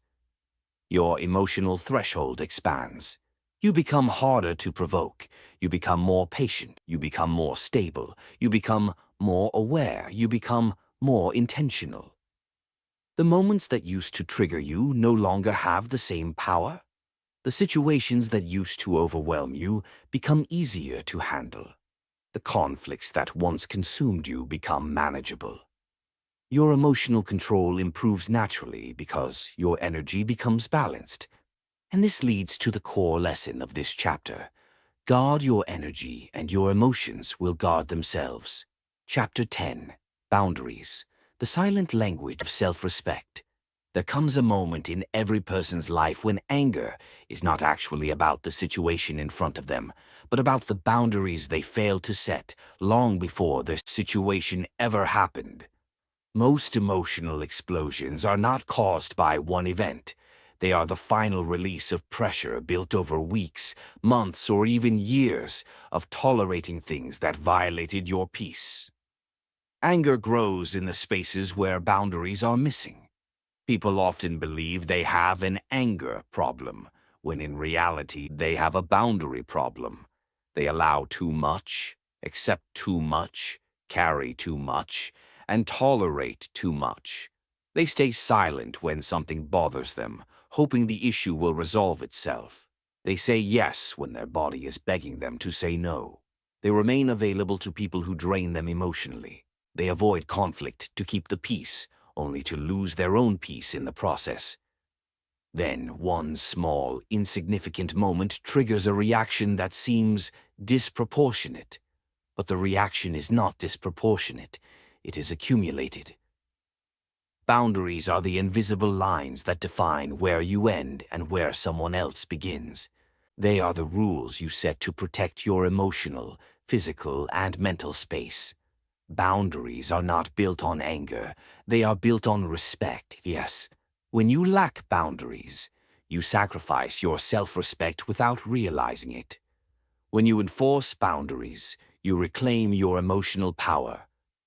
This chapter is about learning the role boundaries play in controlling your anger and stabilizing your emotional world. To begin, you must understand that boundaries are not rules for other people. They are rules for yourself. You cannot control how others behave. You can only control what you allow, what you respond to, and what you choose to remain part of.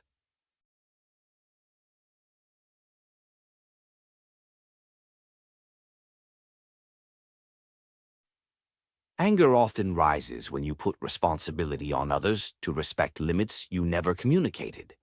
People can only respect boundaries they know exist, and even when they know your boundaries, they will only respect them if you respect them first. Many people avoid setting boundaries because they fear conflict. They worry about being misunderstood or disliked. They fear disappointing others. They fear losing relationships. But avoiding boundaries does not preserve relationships. It weakens them. Without boundaries, relationships become imbalanced, resentful, and emotionally heavy. Boundaries are not walls. They are filters. Walls keep everyone out. Boundaries allow the right people in and keep the wrong people at the right distance. Boundaries are the structure of healthy relationships. Boundaries also protect your emotional bandwidth. When you have no boundaries, your energy is constantly leaking. You take on responsibilities that are not yours. You help people who refuse to help themselves. You say yes out of guilt instead of desire. You stretch yourself so thin that anger becomes your default reaction. You cannot expect emotional control from an emotionally drained life. Setting boundaries is not about changing how others act. It's about protecting how you feel. One of the most important truths in emotional mastery is this: your anger is loud when your boundaries are quiet. When your boundaries are strong, anger rarely reaches the point of eruption. You communicate earlier. You walk away sooner. You address issues gently but firmly. You remove yourself from situations that drain your peace. You protect your energy before it reaches breaking point. Most anger is prevented, not managed. To set effective boundaries, you must first identify what violates your peace. Boundaries cannot be vague. You must become aware of the specific situations, behaviors, and interactions that disrupt your emotional balance. Some boundaries are external. People who speak to you disrespectfully. People who use you emotionally or financially. People who violate your time or space. People who guilt trip or manipulate you. People who drain your energy without giving anything back. Other boundaries are internal. You overscheduling yourself. You saying yes when you want to say no. You allowing emotional triggers without grounding yourself. You not communicating your needs out of fear. You abandoning your self-care for others. Internal boundaries are just as important as external ones. You cannot demand respect from others while disrespecting yourself. You must learn to say no to your own impulses, distractions, fears, and unhealthy patterns. Internal boundaries shape emotional discipline. External boundaries shape emotional protection. To enforce boundaries effectively, you must learn the language of calm firmness. Boundaries require clarity, not aggression. You do not need to raise your voice. You do not need to justify yourself. You do not need to explain your worth.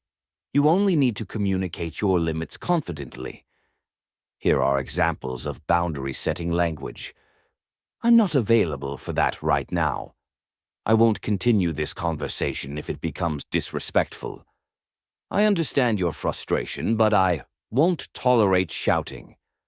I'm choosing something different for myself. That doesn't work for me. I will not respond to guilt or pressure. Let's speak when we're both calm. These statements are not confrontational. They are protective. People who struggle to set boundaries often believe boundaries harm relationships, but the truth is the opposite. Healthy boundaries strengthen relationships. They create clarity. They eliminate resentment. They remove assumptions. They create emotional trust. Boundaries teach others how to treat you. More importantly, they teach you how to treat yourself. One powerful effect of boundaries is how they shape your self-respect. Every time you set a boundary, you send a message to yourself. I deserve peace. I deserve respect. I deserve balance. I deserve emotional safety. Self-respect is not built by thinking positively about yourself. It is built by acting in alignment with your worth. Boundaries are the actions that prove your worth to yourself. Another important aspect of boundaries is understanding that not everyone will accept them. Some people will resist your boundaries because they benefited from your lack of them. They expect you to remain available, agreeable, and quiet. When you choose your peace, they may accuse you of being selfish, distant, or difficult. But their reaction is not your responsibility. Protecting your emotional world is. You cannot control how others feel about your boundaries. You can only control how faithfully you maintain them. You must also learn that boundaries do not need permission. You do not need approval from anyone to protect your well-being. You do not need to convince others that your limits are valid. Boundaries do not require negotiation. They require commitment. Setting boundaries also reduces unnecessary conflict. When boundaries are clear, expectations are clear. When expectations are clear, misunderstandings decrease. When misunderstandings decrease, anger decreases. Boundaries prevent 80% of emotional conflict before it begins. Another powerful benefit of boundaries is emotional distance, not detachment or coldness, but emotional distance in the sense of maintaining your internal stability even when someone else is unstable. Boundaries allow you to say, I will stay compassionate, but I will not lose myself in your chaos. I will listen, but I will not absorb your mood. I will remain present, but I will not be controlled. This distance protects your emotional state from being hijacked by others. Boundaries also reveal the truth about relationships. When you begin setting boundaries, the right people will respect them. They may not like them immediately, but they will understand your needs. The wrong people will resist, manipulate, or withdraw. Boundaries do not break relationships, they reveal them. At the deepest level, boundaries transform your identity. When you set boundaries, you begin to live from strength instead of fear. You stop reacting from insecurity. You stop chasing validation. You stop allowing emotions to control your decisions. You become grounded, centered, and clear. You become someone who can feel anger but not collapse into it. You become someone who can stay calm without being taken advantage of. You become someone who can protect their peace without apologizing for it. This is emotional maturity. And the greatest truth of this chapter is, boundaries don't push people away, they protect your peace. Chapter 11, Emotional Maturity, the Strength That Grows with Time. Emotional maturity is not something you are born with. It is something you grow into.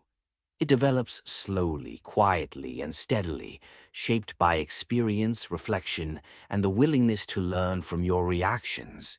Emotional maturity is the long-term result of emotional discipline. It is the state you reach when the lessons you've learned from your anger begin transforming the way you move through the world. Emotional maturity does not mean you never feel anger. It means anger no longer decides who you become. You gain emotional maturity when your reactions begin to follow your values rather than your impulses. You reach emotional maturity when your sense of self-worth becomes stronger than temporary feelings. You live emotional maturity when you stop allowing other people's behavior to dictate the state of your inner world. This chapter is about the long game of emotional mastery, the evolution that happens slowly but completely when you build awareness, boundaries, self-respect, patience, and discipline over time. To begin, you must understand that emotional maturity is not perfection. Mature people still get frustrated. They still misunderstand. They still feel triggered. They still make mistakes.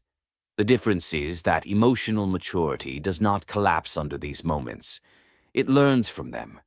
It adjusts. It grows. Immature reactions repeat themselves. Mature reactions refine themselves. Emotional maturity is the ability to pause, reflect, and respond with wisdom. It is the choice to act in alignment with who you want to be, not the version of yourself your emotions try to pull you into. One of the first signs of emotional maturity is the ability to see time differently. Immature emotions demand immediate satisfaction. I want to react now. I want to be understood now. I want control now. Anger thrives on immediacy. It pushes you toward impulsive words and reactive decisions. Emotional maturity understands that time is your ally, not your enemy. Time gives clarity. Time lowers emotional intensity. Time reveals intention. Time exposes truth. Time shows what truly matters. Many situations that feel urgent in the moment look very different with time. A heated argument looks unnecessary. A rude comment looks insignificant. A disagreement looks solvable. Emotional maturity gives you the patience to wait for perspective before choosing your response. Another sign of emotional maturity is the ability to separate mistakes from identity. Immature thinking says, I reacted badly. Something is wrong with me. Mature thinking says, I reacted badly. Let me understand why so I can grow. Shame blocks emotional evolution. Reflection accelerates it. Emotionally mature people are not afraid of their own imperfections. They do not avoid their weaknesses. They face them. They learn from them. They build strength out of the very reactions that once controlled them. Every moment of anger becomes a lesson when viewed with maturity.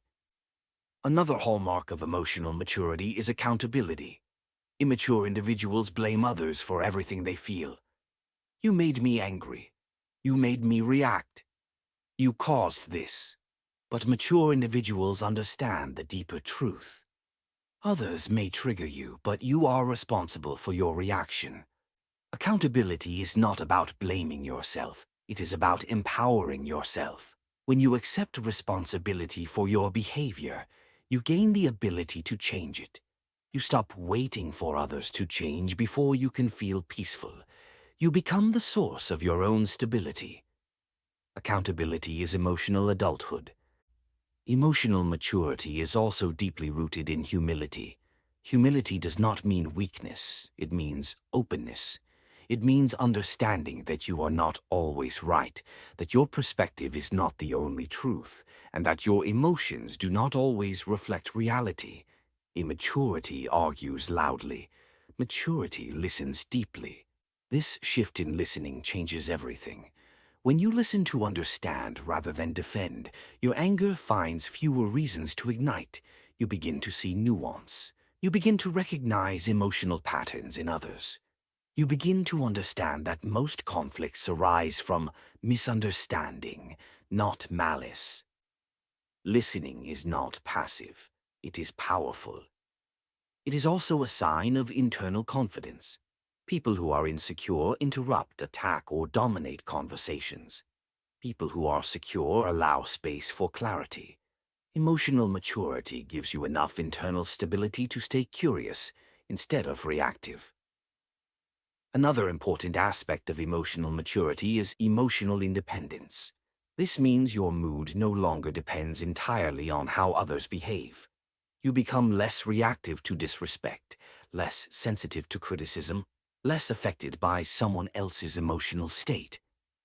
Emotional independence is not coldness, it is composure. Kyo, it is the ability to remain yourself, even when someone else is losing themselves. It is the ability to stay grounded even when surrounded by emotional storms. It is the ability to choose your internal state regardless of external chaos. This independence does not appear suddenly. It grows with time. Every boundary you set strengthens it. Every moment of strategic silence reinforces it. Every act of discipline builds it. Every instance of self-awareness expands it. Emotional maturity also transforms how you view conflict. Immature behavior sees conflict as a battle to win. Mature behavior sees conflict as an opportunity to understand, solve, or walk away with dignity. Immaturity attacks, maturity addresses. Immaturity escalates, maturity clarifies. With maturity, conflict becomes less about ego and more about truth. Another sign of emotional maturity is emotional consistency. Immature individuals swing between extremes, calm one moment, explosive the next, stable one day, volatile the next. But mature individuals become emotionally predictable in the best way. Others feel safe around them because their reactions are grounded, their tone is steady, their presence is calming. Consistency is a gift you give to yourself and to those around you. Maturity also changes how you deal with triggers. Instead of blaming the world for your emotions, you begin to examine the patterns inside you. You ask deeper questions. Why does this bother me so much? What part of me feels threatened? What old wound is being activated? What expectation did I attach to this situation? What is this experience trying to teach me? These questions turn emotional triggers into emotional teachers. With each insight, you grow a little more.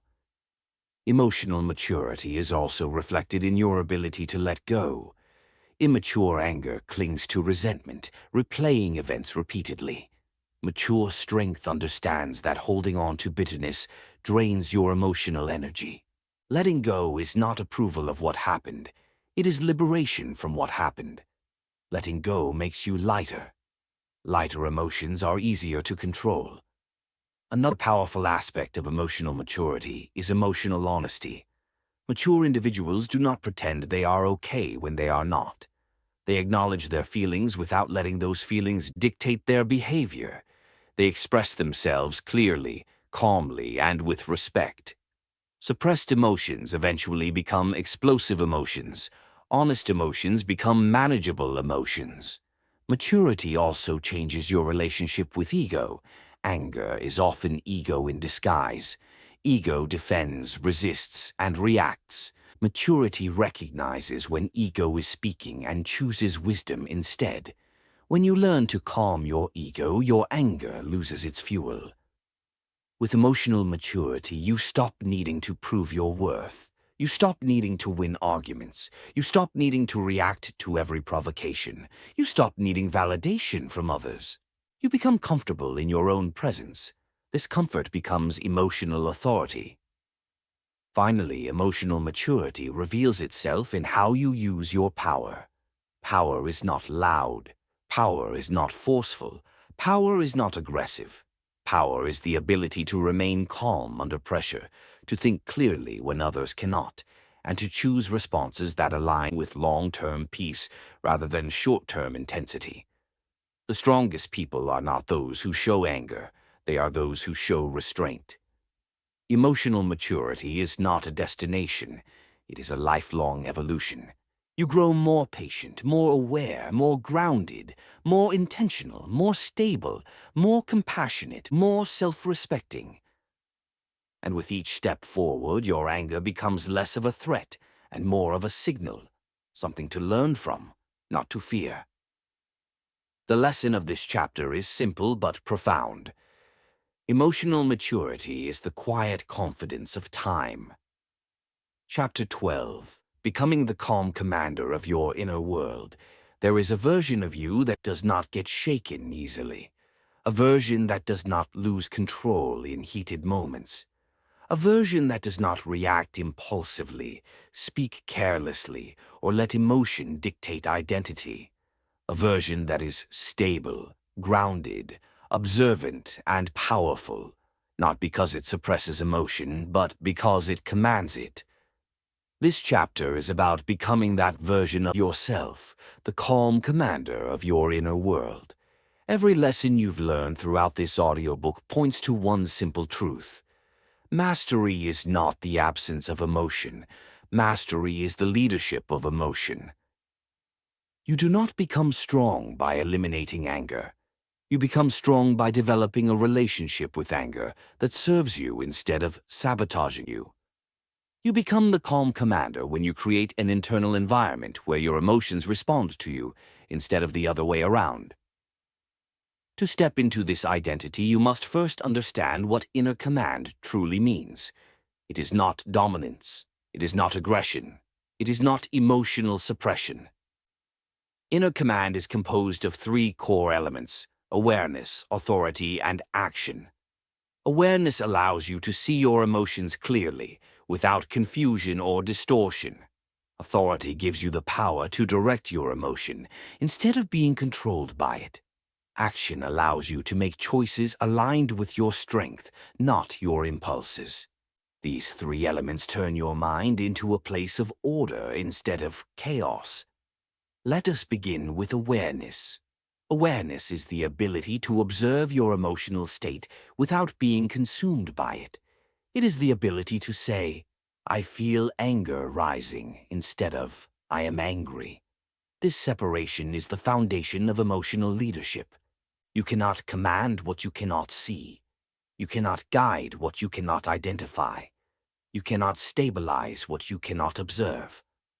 Most people fail in this step because they react so quickly that awareness disappears.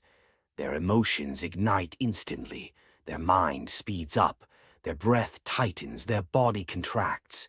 They lose the space needed for observation.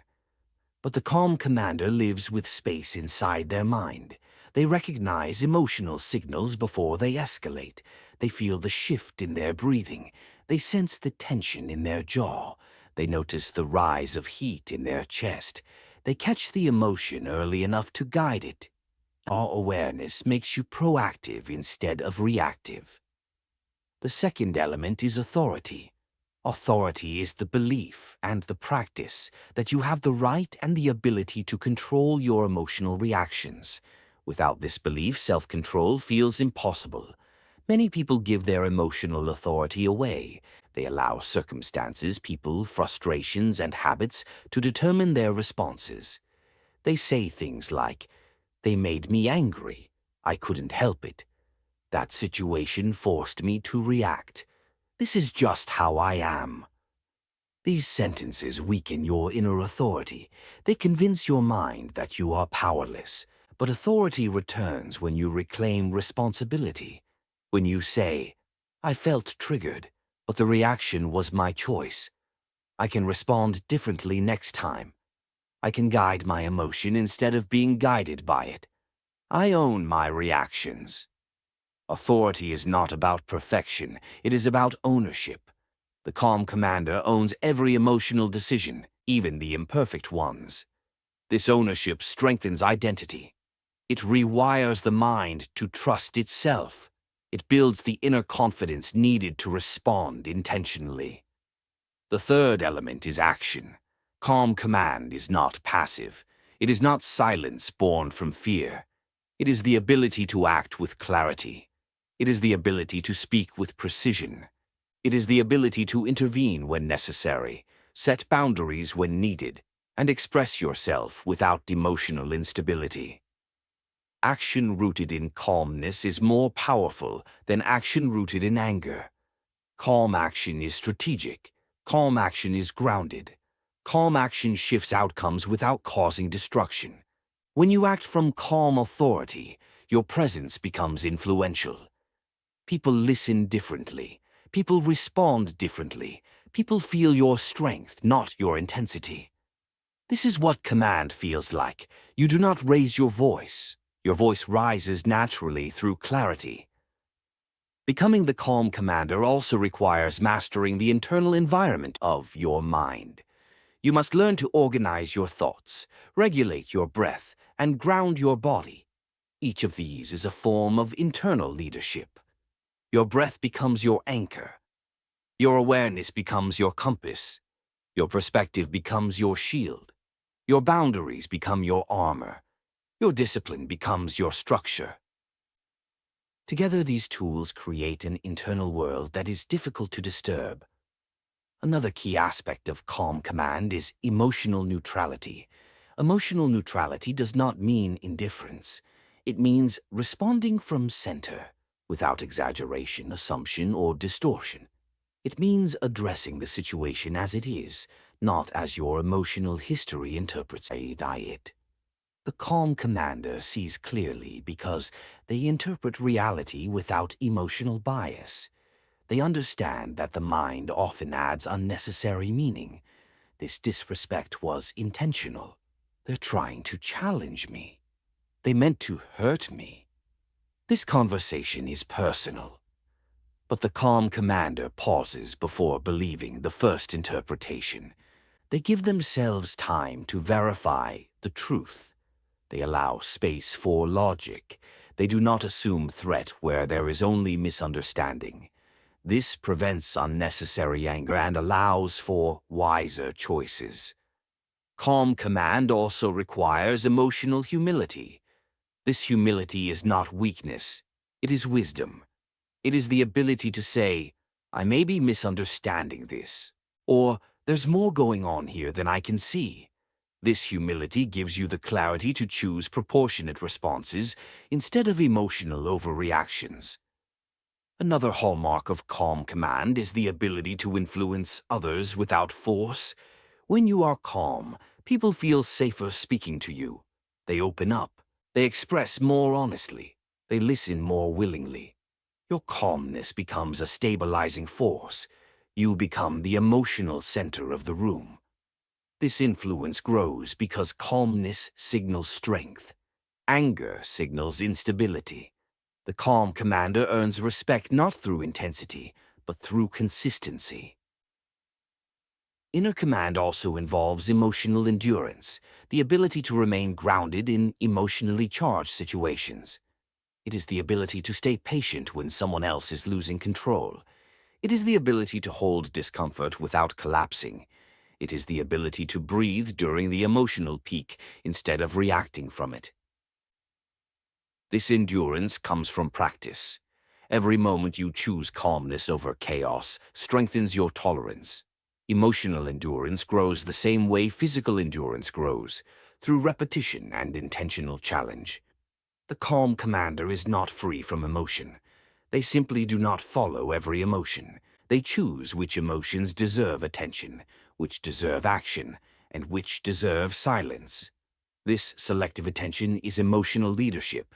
You cannot command your inner world if you obey every feeling that arises. Calm command also involves understanding emotional timing. Some responses must be delayed. Some actions must be postponed. Some conversations require a cool mind. The calm commander knows when to step forward and when to wait. Mastery is not only about what you say, it is also about when you say it.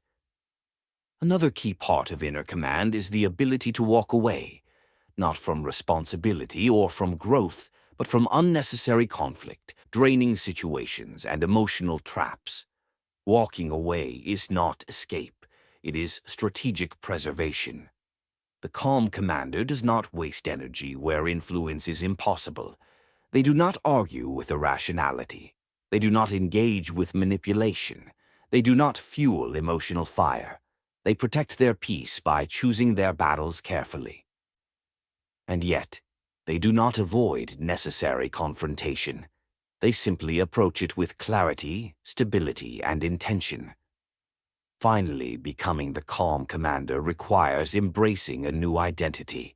You must see yourself as someone who leads their inner world, someone who responds with wisdom, someone who holds power quietly, someone who does not lose themselves in emotional storms. Identity shapes behavior. Behavior shapes emotions. Emotions shape outcomes. When you identify as the calm commander, your reactions begin to match this identity automatically. You begin to speak differently. You begin to breathe differently. You begin to choose differently. You begin to carry yourself in a way that tells others and yourself, I am in charge of my inner world. And when you reach this level of mastery, you realize something profound.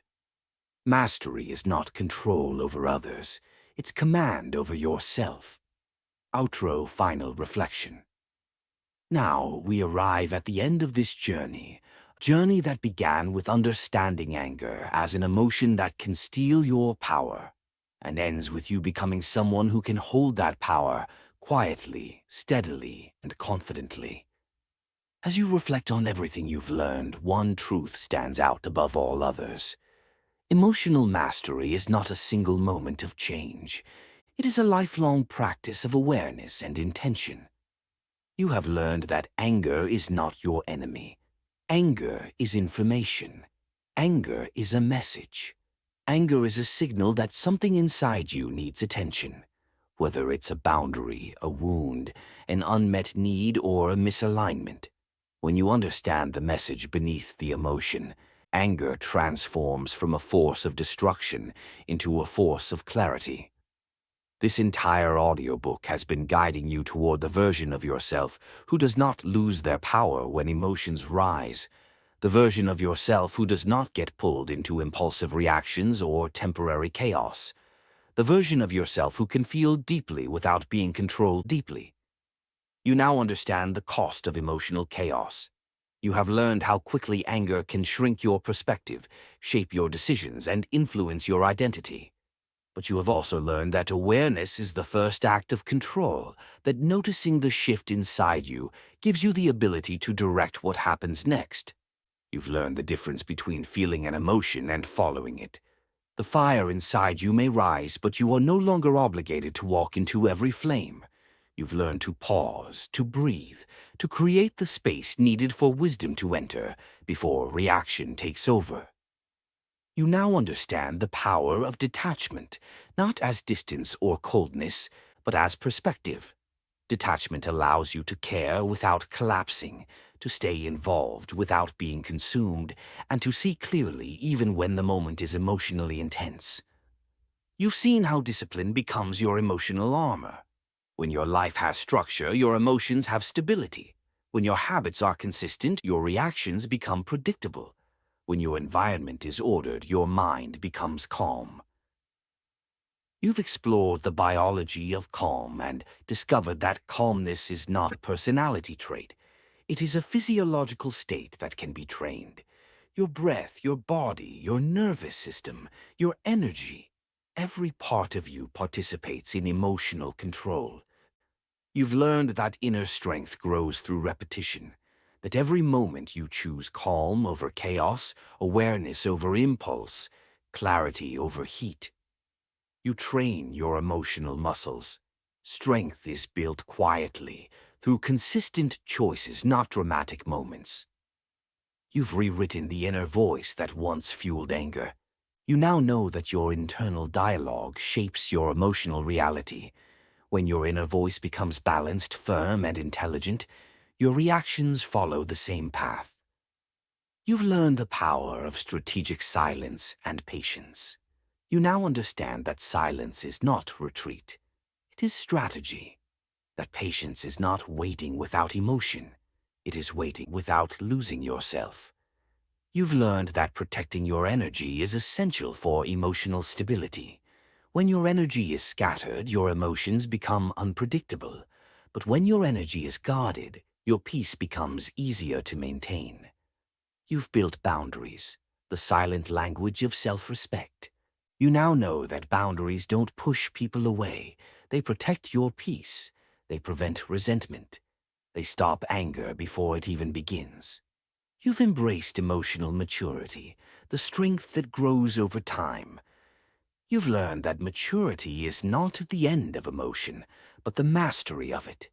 It is the ability to see clearly, respond wisely, and choose actions that align with your highest self.